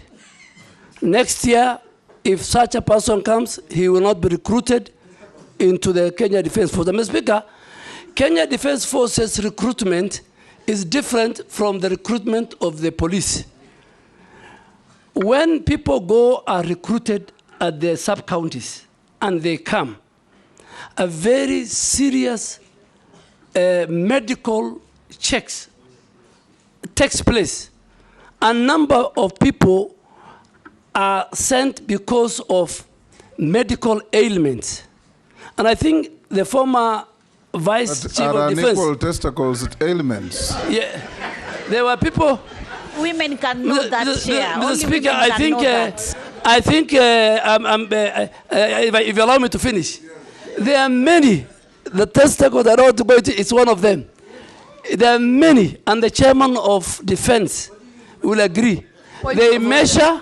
Point of order. Let me finish before the point of order. Mr. Speaker, there are many colleagues. There are many leaders who sent me why their person has been chased. And in 10 minutes, the leadership of KDF could give me 1, 2, 3, 4 reasons, measurements including. So, I am sure the next. Women to assist them not only on this. So, Mr. Speaker, there are certain criteria. There are many, and those who leave, they are not replaced. And I think let us not discuss, with your permission, the Kenya Defense Forces in a very negative. They have a special place in that. But the chairman of defense can call the generals in camera, and you are now talking about testicles. They will tell you something about even the teeth. They will tell you many things. And some of these things is because when you go, the training of the Kenya Defense Forces is so vigorous that you don't risk to take somebody who will die in the course of the training. So don't compare it with how the police are trained. Don't compare it with how the Kenya prisoners are trained. But I am sure the information, the reasons why many, including my sister, Mheshimiwa Mary Emase. And please, going forward, if it was in camera, Mr. Speaker, I will even tell you more. But now that it's in public, I don't want to say more. What's your point of order? Point of order, Mr. Speaker. You know, the issue raised by Honorable Emase is something that is out there in the public. Many Kenyans complaining about. Sometimes they think those are flimsy reasons why they are not taken. And I could understand maybe someone has squinted eyes because of shooting and, you know, flat foot, maybe because of running. I'm really wondering why, if what work testicles would really have to do with joining the disciplined forces. So I don't think we should belabor, but don't take it lightly that there are Kenyans who are raising concerns on the reasons why they are not taken to disciplined forces. Point of order. Yes, thank you very much, Mr. Speaker, sir. With tremendous respect to Honorable Duale. And let the Army hear this. It's very important. We know the historical background of the set pieces that were given in the Army recruitment, including teeth. It is there to bite bullets at a certain point in time in history. Today, they do not bite bullets. That's why you hear that saying, you will have to bite the bullet, because the Indians were refusing to do it. So you had to have teeth so that you could bite the bullet. We required tall people so that they would see enemies from a distance. Today, you don't have to do that. Because if that was the case, the Chinese and the Japanese would have a challenge. Eventually, such things became disqualified. I think the whole code needs to be revised so that we do not have human rights abuses. But they are not even abuses. They are excuses that the army is using so that it is able to bar some Kenyans from joining the forces, and, as we are saying, so that other people can actually get the slots. So surely the army must open up on this. Point. Thank you. Let's not escalate this. Okay. For avoidance of doubt, Honorable Duale, I also have a child who was sent away for exactly the same reasons as Mary Masses. Your Excellency, I think just to give the way forward.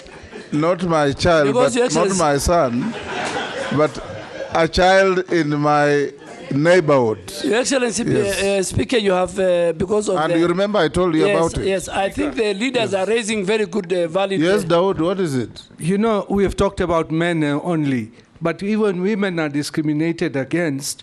When they do a test, pregnancy test, they do not have anything.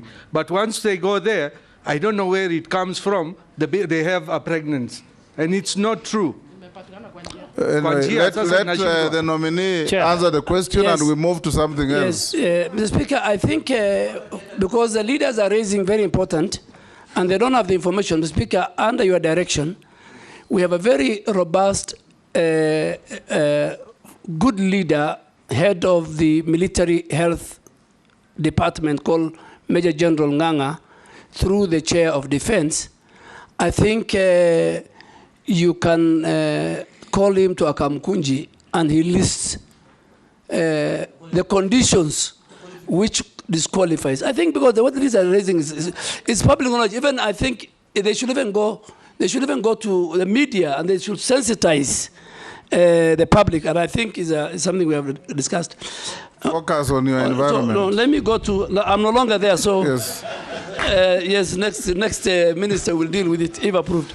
Yes. Speaker, Honorable Dawood talked about waste management. Waste management is a serious issue in our country. Mr. Speaker, why do I say so?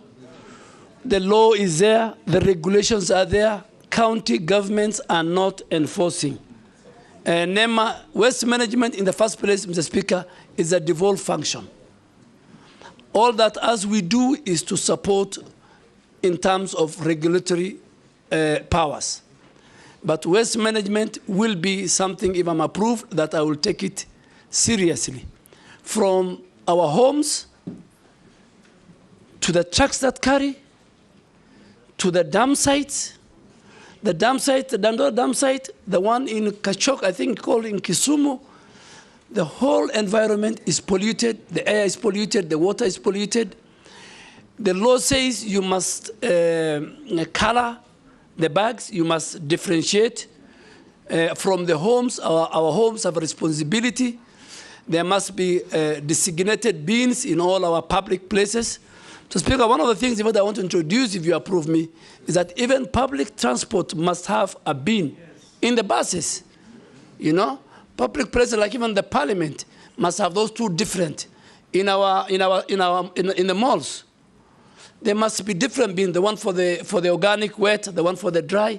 But public waste management, which is a devolved function, Mr. Speaker, is an area that I think we need to deal with. A nightmare. A nightmare. Number two, I think the Shamba system, the community forest association are working very well. Some are abusing the law.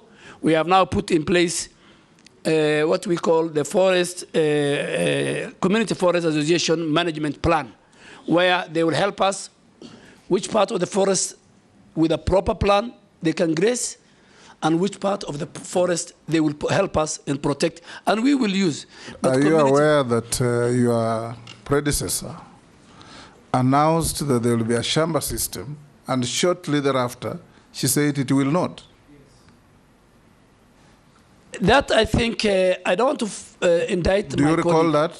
Yes, I recall. Yes. But Shamba system or grazing or farming in forest by communities around under the Community Forest Association, which is in law, is about management, is about coexistence. We cannot regenerate, we cannot reforest, we cannot protect our forest if we leave the communities aside. I'll give you a very good example. Karura Forest. Karura Forest is not managed by Kenya Forest Service. Karura Forest, the way you see it, the way it's managed, is run by Community Forest Association, and they're doing a very good work. Noise pollution. Do you consider allowing that kind of engagement in plantation forests and not natural forests? Yes, yes, because we have got 150,000 hectares of plantation forest, which now we have put proper transparency and integrity measures and tendering system, unlike the old system where there was allocation by the big people in government.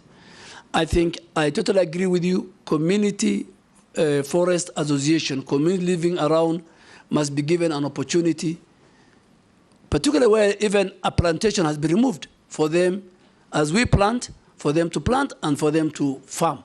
In fact, farming can be well done under the plantation, Mr. Speaker. Coming to noise pollution, Mr. Speaker, is another serious thing. But again, it's a devolved function.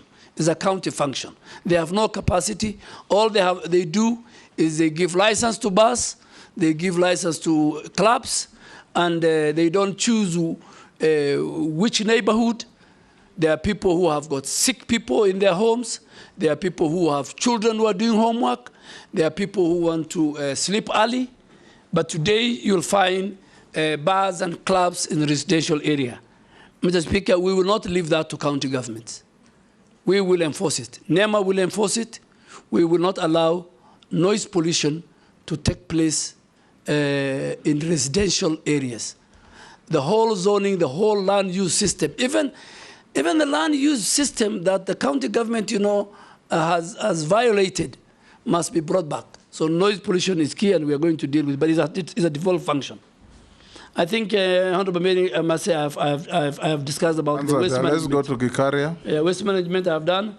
Reforestation, we're doing very well with the 15 billion tree planting program that we have. Gikaria. Thank you, Chair.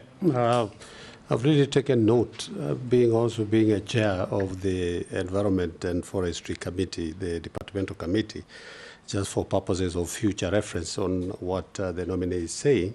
But, Honourable Chair, I have two issues. One is about the 15 billion trees, a very ambitious program. But the scientists and a few of the experts are also arguing in terms of forest fires. Assuming we have the 15 billion trees, and only half of that, God forbid, catches fire. So what are the plans that the nominee will take into consideration when he will be, if nominated? What plans do you have to address forest fires? Secondly, and I don't want to belabor on the pollution that has been spoken about, Honourable Chair, most of our schools and other institutions from the colonial times have been using asbestos for purposes of roofing. And asbestos over the time have been a cause of cancer and environmental pollution. Maybe what plans are there for the nominee to address the use of asbestos that are in our schools, health institutions, and so many other places? Thank you, Honourable Chair. Thank you, Speaker. Mine to begin with is, Speaker, I was looking at the resume or the CV of the nominee. And the CV has given a lot of hope to many Kenyans, professionals, that it's not only that you must come from Nairobi University that you can be nominated as a minister. Which one is Nairobi University? Almost every nominee, Honourable Speaker. Speaker. The University of Nairobi. It's not Nairobi University. Honourable Speaker, I thank you and I respect. I'll go your direction, but I will call it Nairobi University or University of Nairobi. But almost every nominee, Honourable Speaker, and I think this is good for record, for future, that people who have been to other universities, Moi University, Kenyatta University, all the people, Honourable Speaker, that I have seen, is only Nairobi University, Nairobi, almost everybody. Until when I was saying... Kindiki came from Moi University. It's only one. It's actually a rare species. With this one, there are only two. Everybody else, Honourable Speaker, and I think it's good for record, that other universities, graduates from other universities, are qualified to become also nominees of ministers and even ahead of it should not be Nairobi University. What about Kenyatta University? What about Moi University? And so on and so forth. I thank you, Honourable Speaker, and I will use the questions asked by other members to judge the suitability of the candidate. I thank you, Speaker. Mine is very brief. Honourable... You have any questions or don't answer? Honourable Duale is telling us to plant trees, but yet Kenya Power on the other side is busy felling trees.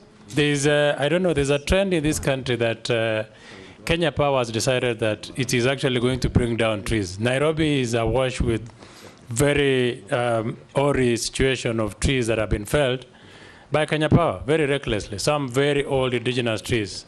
Honourable Duale, what will you do so that this cross-purpose by government is immediately stopped? Number two is the Mau forest. The Mau ecosystem has become a problem. Successive governments have not been able to deal with the situation. There's a lot of the human activity, and it is because of settlement of people living around Mau forest. What will you do to make sure that the people who've been moved out of Mau forest are resettled? Yes, go ahead, nominee. Thank you, Mr. Speaker. Let me start with the asbestos. Mr. Speaker, asbestos is a serious matter.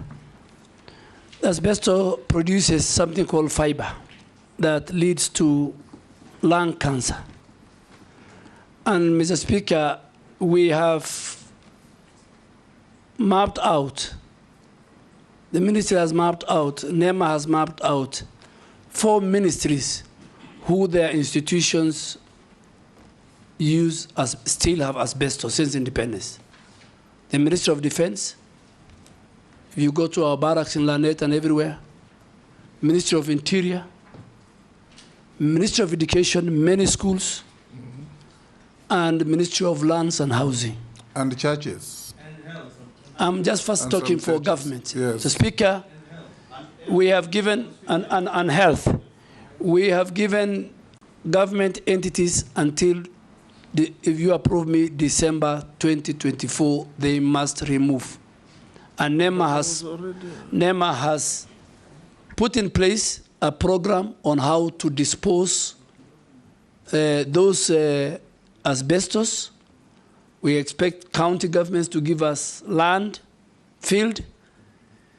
Secondly, and more important, Mr. Speaker, now that we come to churches and other now individual private citizens, within the next 3 months, if this committee approves me, we will also do an audit and map the whole country where asbestos roof is still in place. It's a dangerous thing, it's a threat to our health, and it is a cause of lung cancer, Mr. Speaker. I think on the 15 billion, Honorable Gikaria, it is not over-ambitious.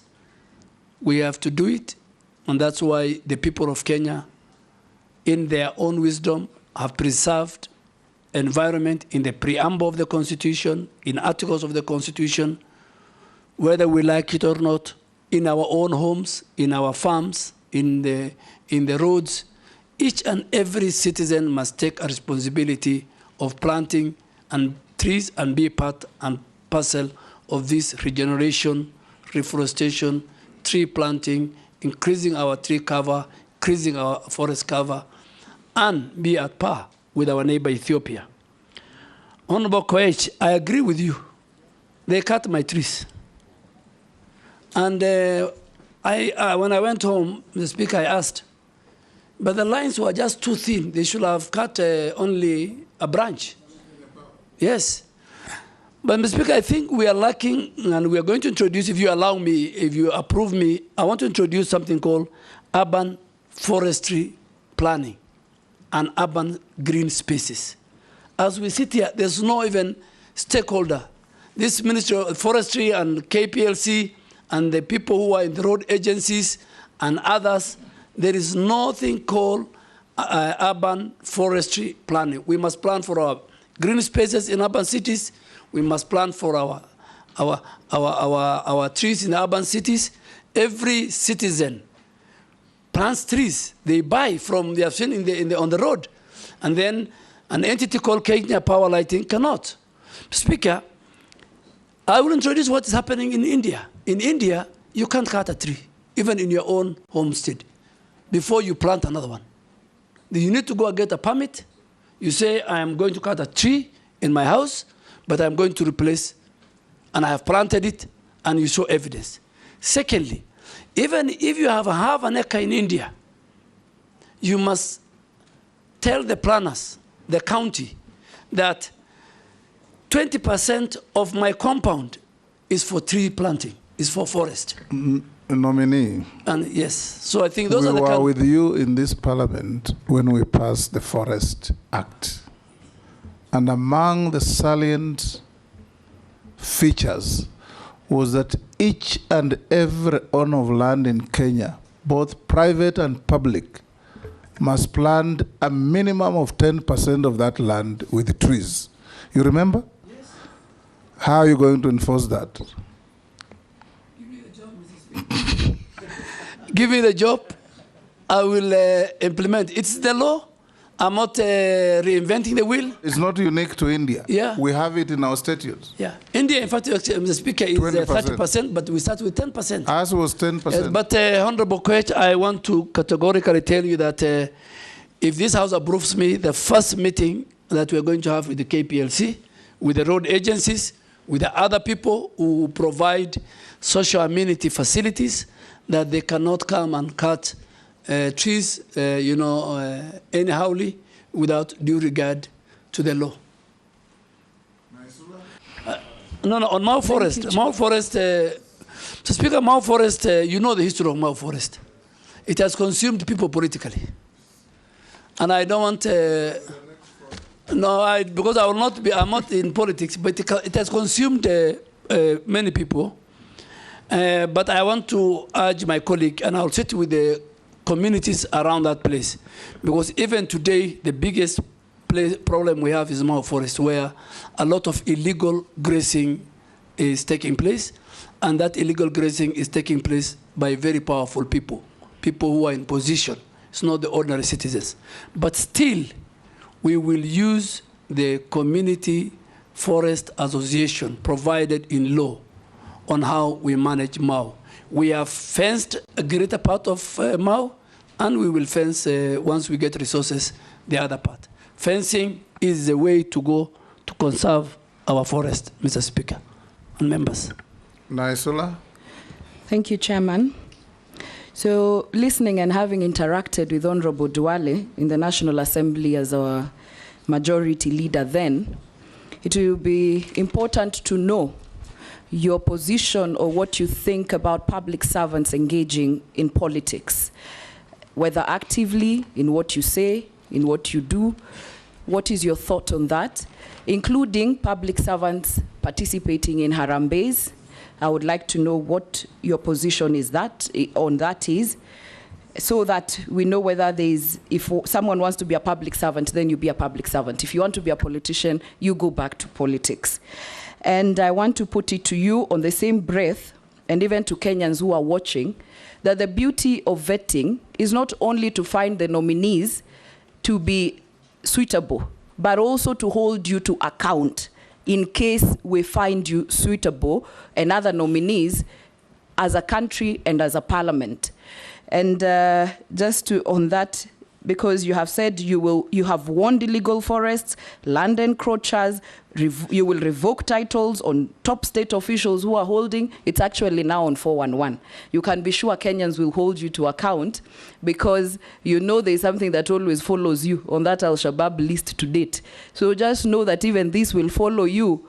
I'm just saying that this will also follow you if we find you suitable.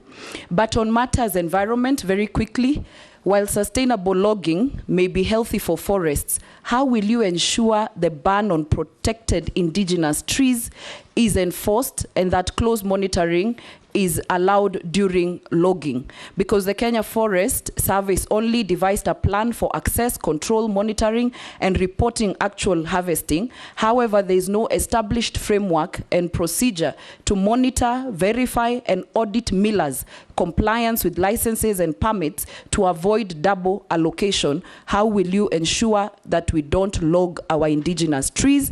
And finally, the staffing at KFS is not adequate. How will you ensure that you put mechanisms for using aerial, GPS, guided harvesting technologies to monitor forest resources and logging activities? Thank you. Nominee.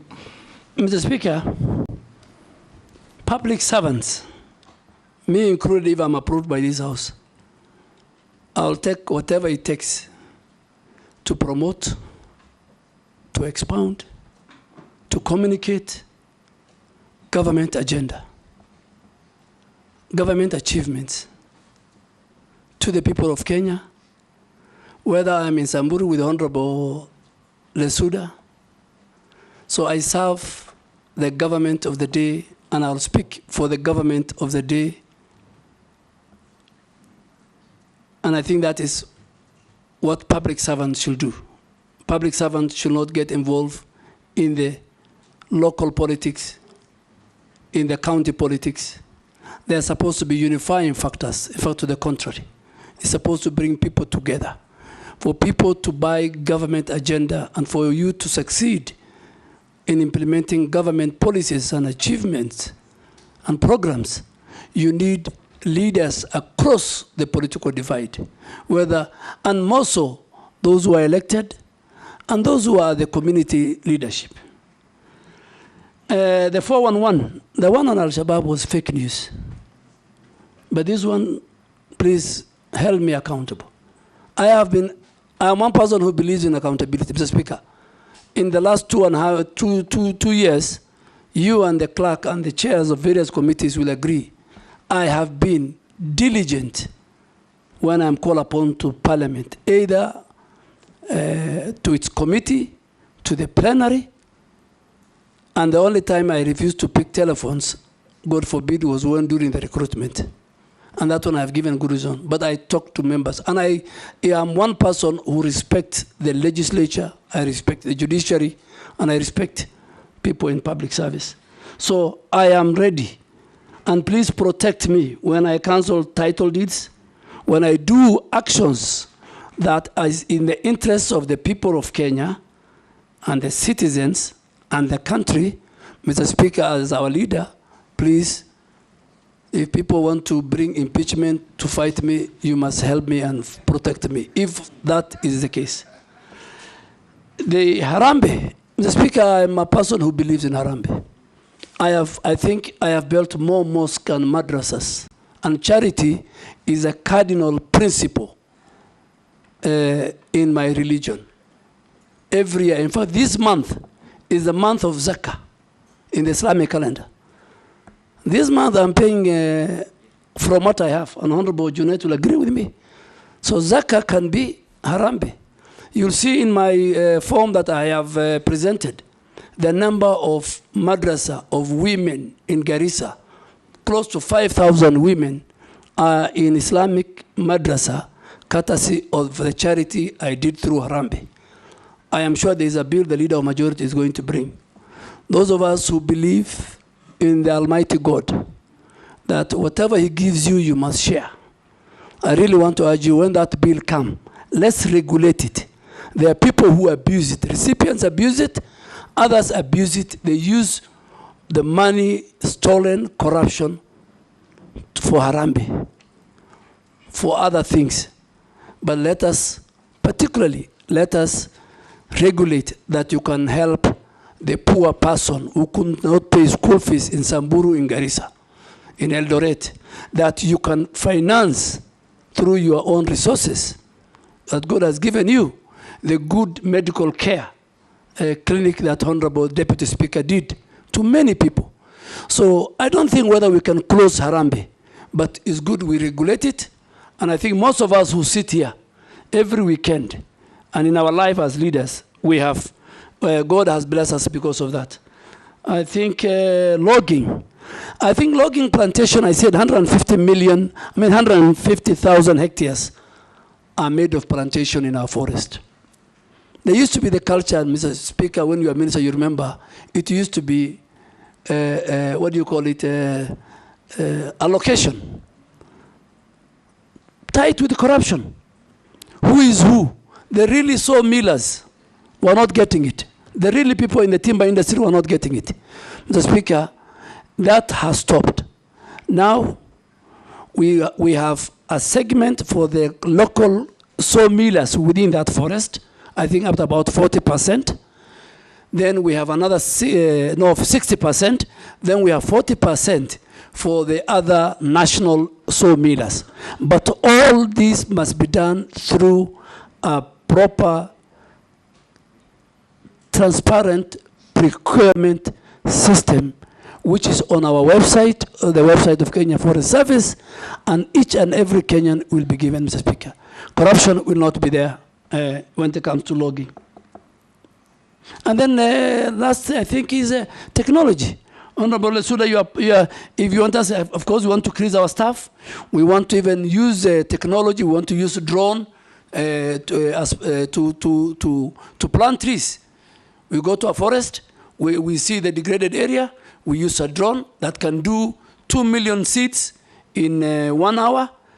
That technology is what we want to monitor our forest, to help our forest adjutants, to help our forest rangers, technology. But all this needs resources, and as a member of the Budget Committee, when Honorable Chair of Environment, Honorable Gikaria come, please support us. Honorable Duale, if you are approved to be suitable to take this position, I want to urge you, take a helicopter and fly around all public forests and see the level of destruction going on. You will see what looks like a forest by the roadside. A kilometer inside, there's no forest. Charcoal poachers, illegal grazers, illegal loggers.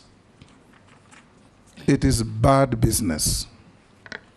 We encourage you, in the event you find favor with this committee and be appointed the Minister for Environment. Environmental degradation has been classified as an existential threat to not only Kenya, but the rest of humanity.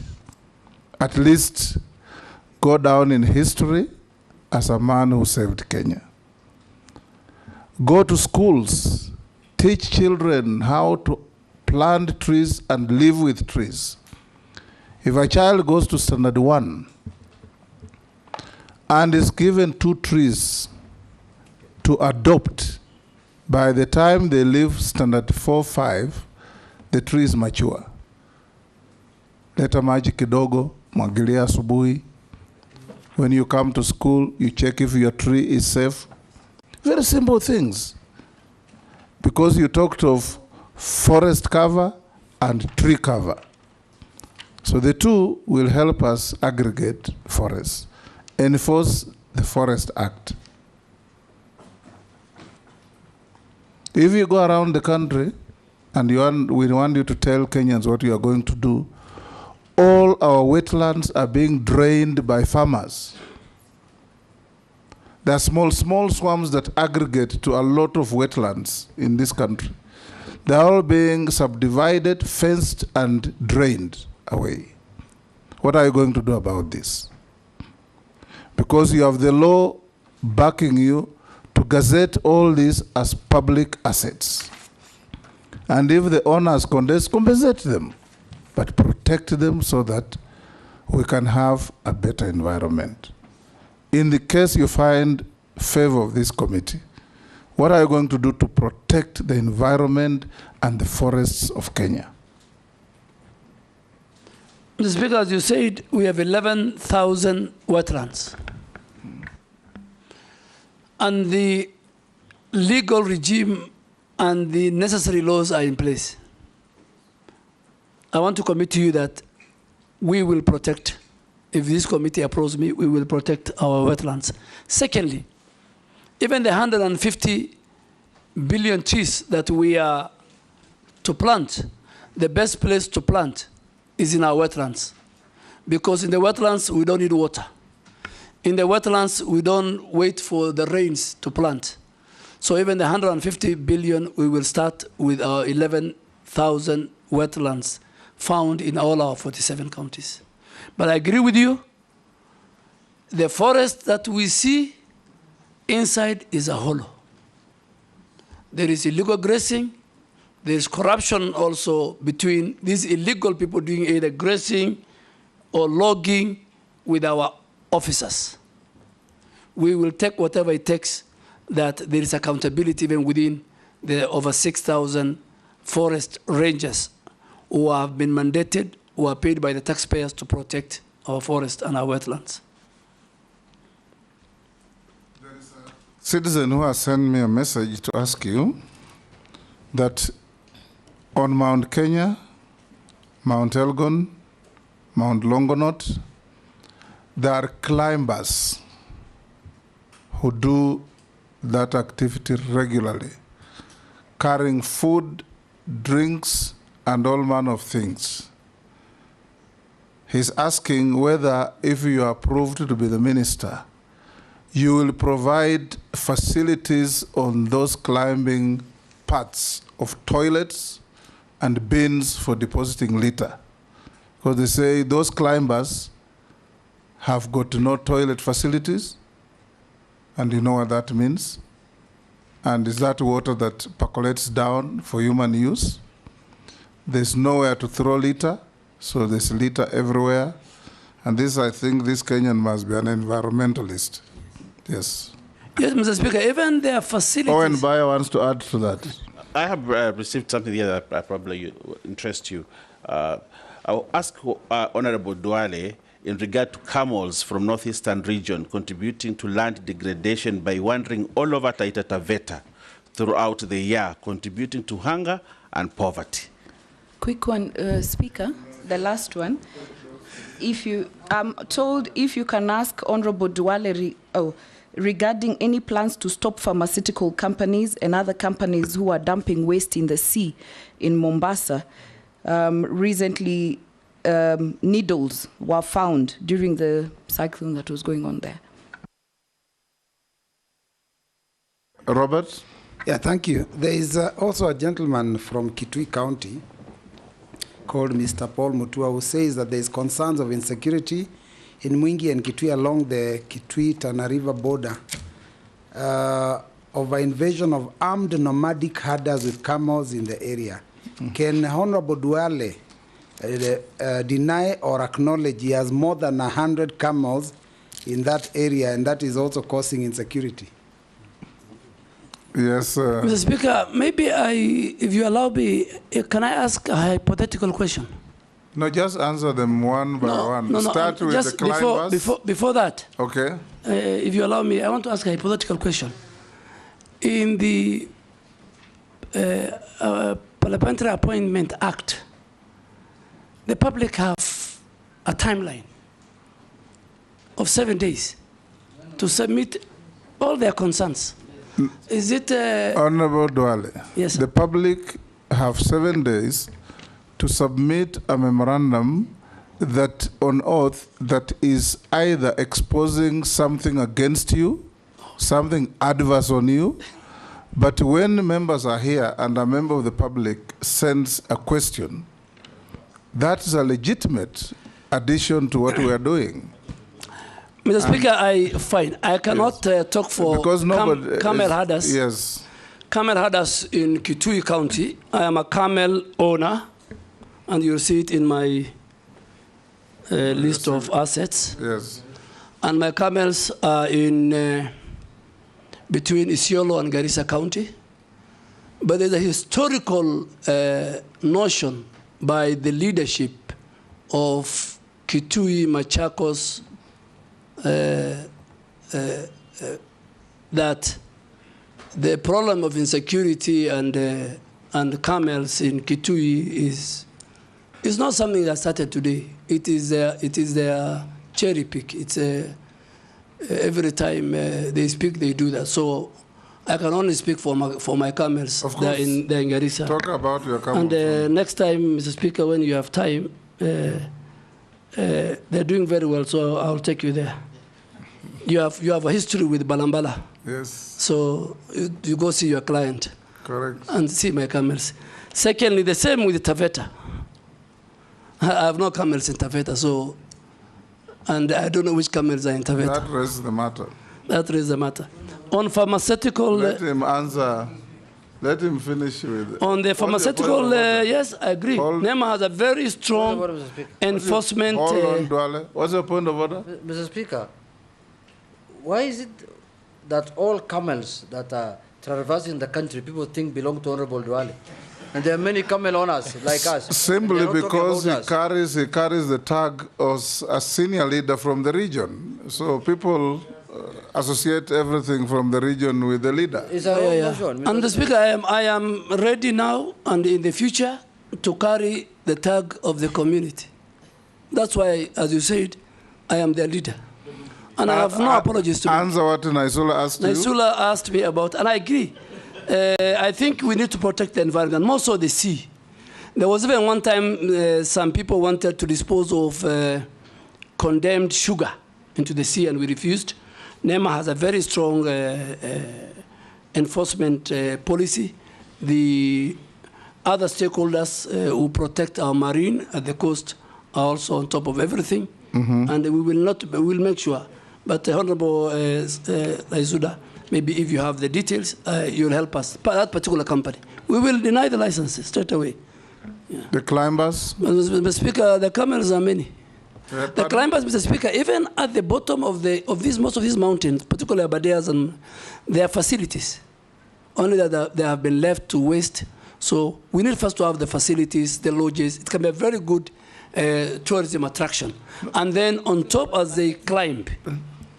Yeah. Honorable Duale, I think I've climbed Kilimanjaro, so I know what happens. Yes. At every stop where people eat, there should be a bio toilet that Yes. can be, the waste can be disposed. Yes. There should be the containers for people to throw the paper, if they're carrying any bottles and so on, but also bandas so that they can sleep at intervals. Because I know that if that doesn't happen, then what happens is the waste ends up being left, and you get volunteers who actually go and pick it up. So it's actually a way of protecting the climbing route.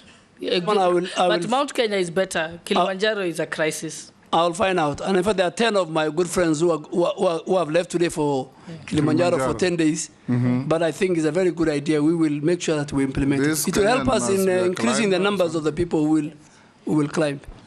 And also the climbers to be hired in the Kenya Forest Service and the wildlife. For guidance. Mr. Speaker, there's a clarification I would require from the nominee. Because when I asked the question, I said I've read the question from someone called Paul Mutua from Kitui. In his response, he has said that, and this is on record, he said leaders from Machakos and Kitui. Now, this is not a leader, this is just a person who sent me the message. I can even share with him.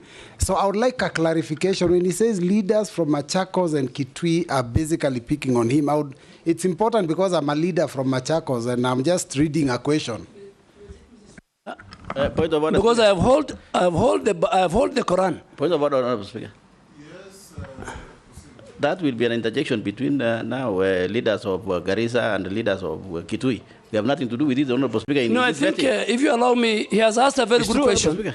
He has asked a very good question, but I want to give evidence. Speak on a number of times. And one of the time was when my good friend, the Wiper leader, lost his mother. I think, or his father, one of his parents. And I went with the President Uhuru Kenyatta. And starting with the leader of Wiper, all the way to all the leaders from that region, one after the other, and I can provide the clip. They have mentioned me that I am the cause of the conflict. And in my presence, and in fact, in the morning when I was leaving, I told President Uhuru Kenyatta, that will happen. And he says, let's go. And they were telling him, but he never replied. I have other times when leaders from that region had a dispute. Garissa doesn't have a border with Mwingi or Kitui.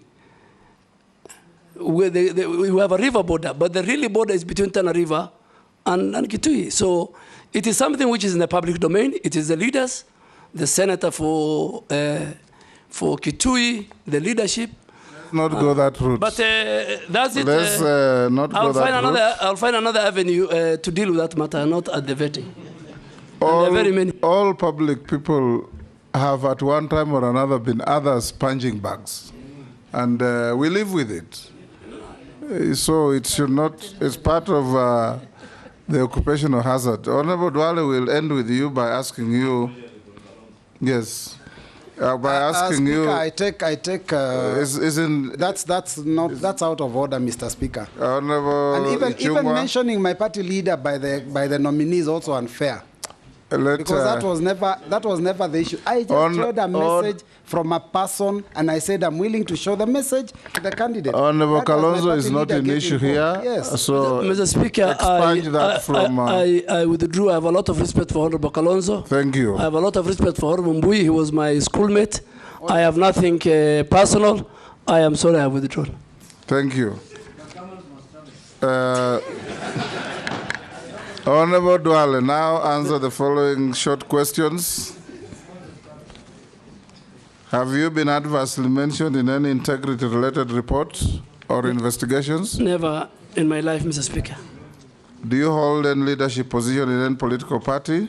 No, but I'm a member of a political party. no leadership.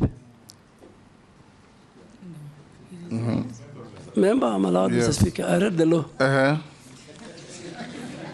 State your net worth. My net worth, Mr. Speaker, is, as of today, 980 million. 980 million? Yes. Comprising? I have provided comprises of, I have pieces of land, both in Garissa and Nairobi, my house in Nairobi, my house in Garissa, my cattle ranch in Garissa, my rental property in Nairobi and Garissa, my shares in family-owned business, my camels and cattle, and motor vehicles. And Mr. Speaker, lastly, I have got good revenue from the book sales of my autobiography, which is one of the best selling book, the #1 best-selling book as of today. How much were you worth when we last vetted you? 851. 851. Point of order, Speaker. Yes. The nominee recently launched his book, and he says that it has good some returns. I mean, there are thousands of books that have been launched in this country. I want to know how yours performed so well. You can ask him on the side. I think you need to read. If you read my book, you'll see it's the best. That is not a fair question. Leave it there. Mr. Speaker, and it is from a research done by bookshop sellers, textbook center. I bought Nuria. 20 copies and Yes, thank you, distributed Mr. to Speaker. my schools. And I have now done my 4th publication. Honorable Duale, we had received 71 memorandum on you, some supporting, some opposing, and we are satisfied that you answered all of them when we forwarded them to you. We've also checked your documents against what we have. They are correct. Yes? Chair, maybe just as a nominee concludes, because this matter of wealth declaration has become a matter of public interest now, especially to our brothers and sisters in the room. The movement from your last declared net worth to your declared net worth now, can you explain the growth? The growth. How much is it? Almost 130 or so. Boy Chungwa is an accountant. And there is, both for land investment and real estate property, usually the appreciation increases between 12 to 15%. So if you calculate 851 by 12% or 15%, that growth that amount will come to it. Yeah. It's about 140 million. Thank you, And Mr. Speaker, also, we had got very good rains, so my livestock grew in number. Yes. Yeah. Okay, Honorable Duale, we are done with you. Unless you are otherwise lawfully held, you are released to go to your other daily Thank you, Mr. routine Speaker. work. Thank you, Mr. Speaker. I really appreciate the time you have given me and your members. Thank I wish you you. all the best. Take back your documents. Bring in the next. Do you want a break? Bring in the next.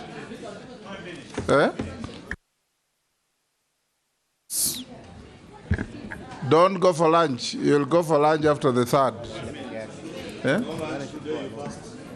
Only 5 minutes. Robert.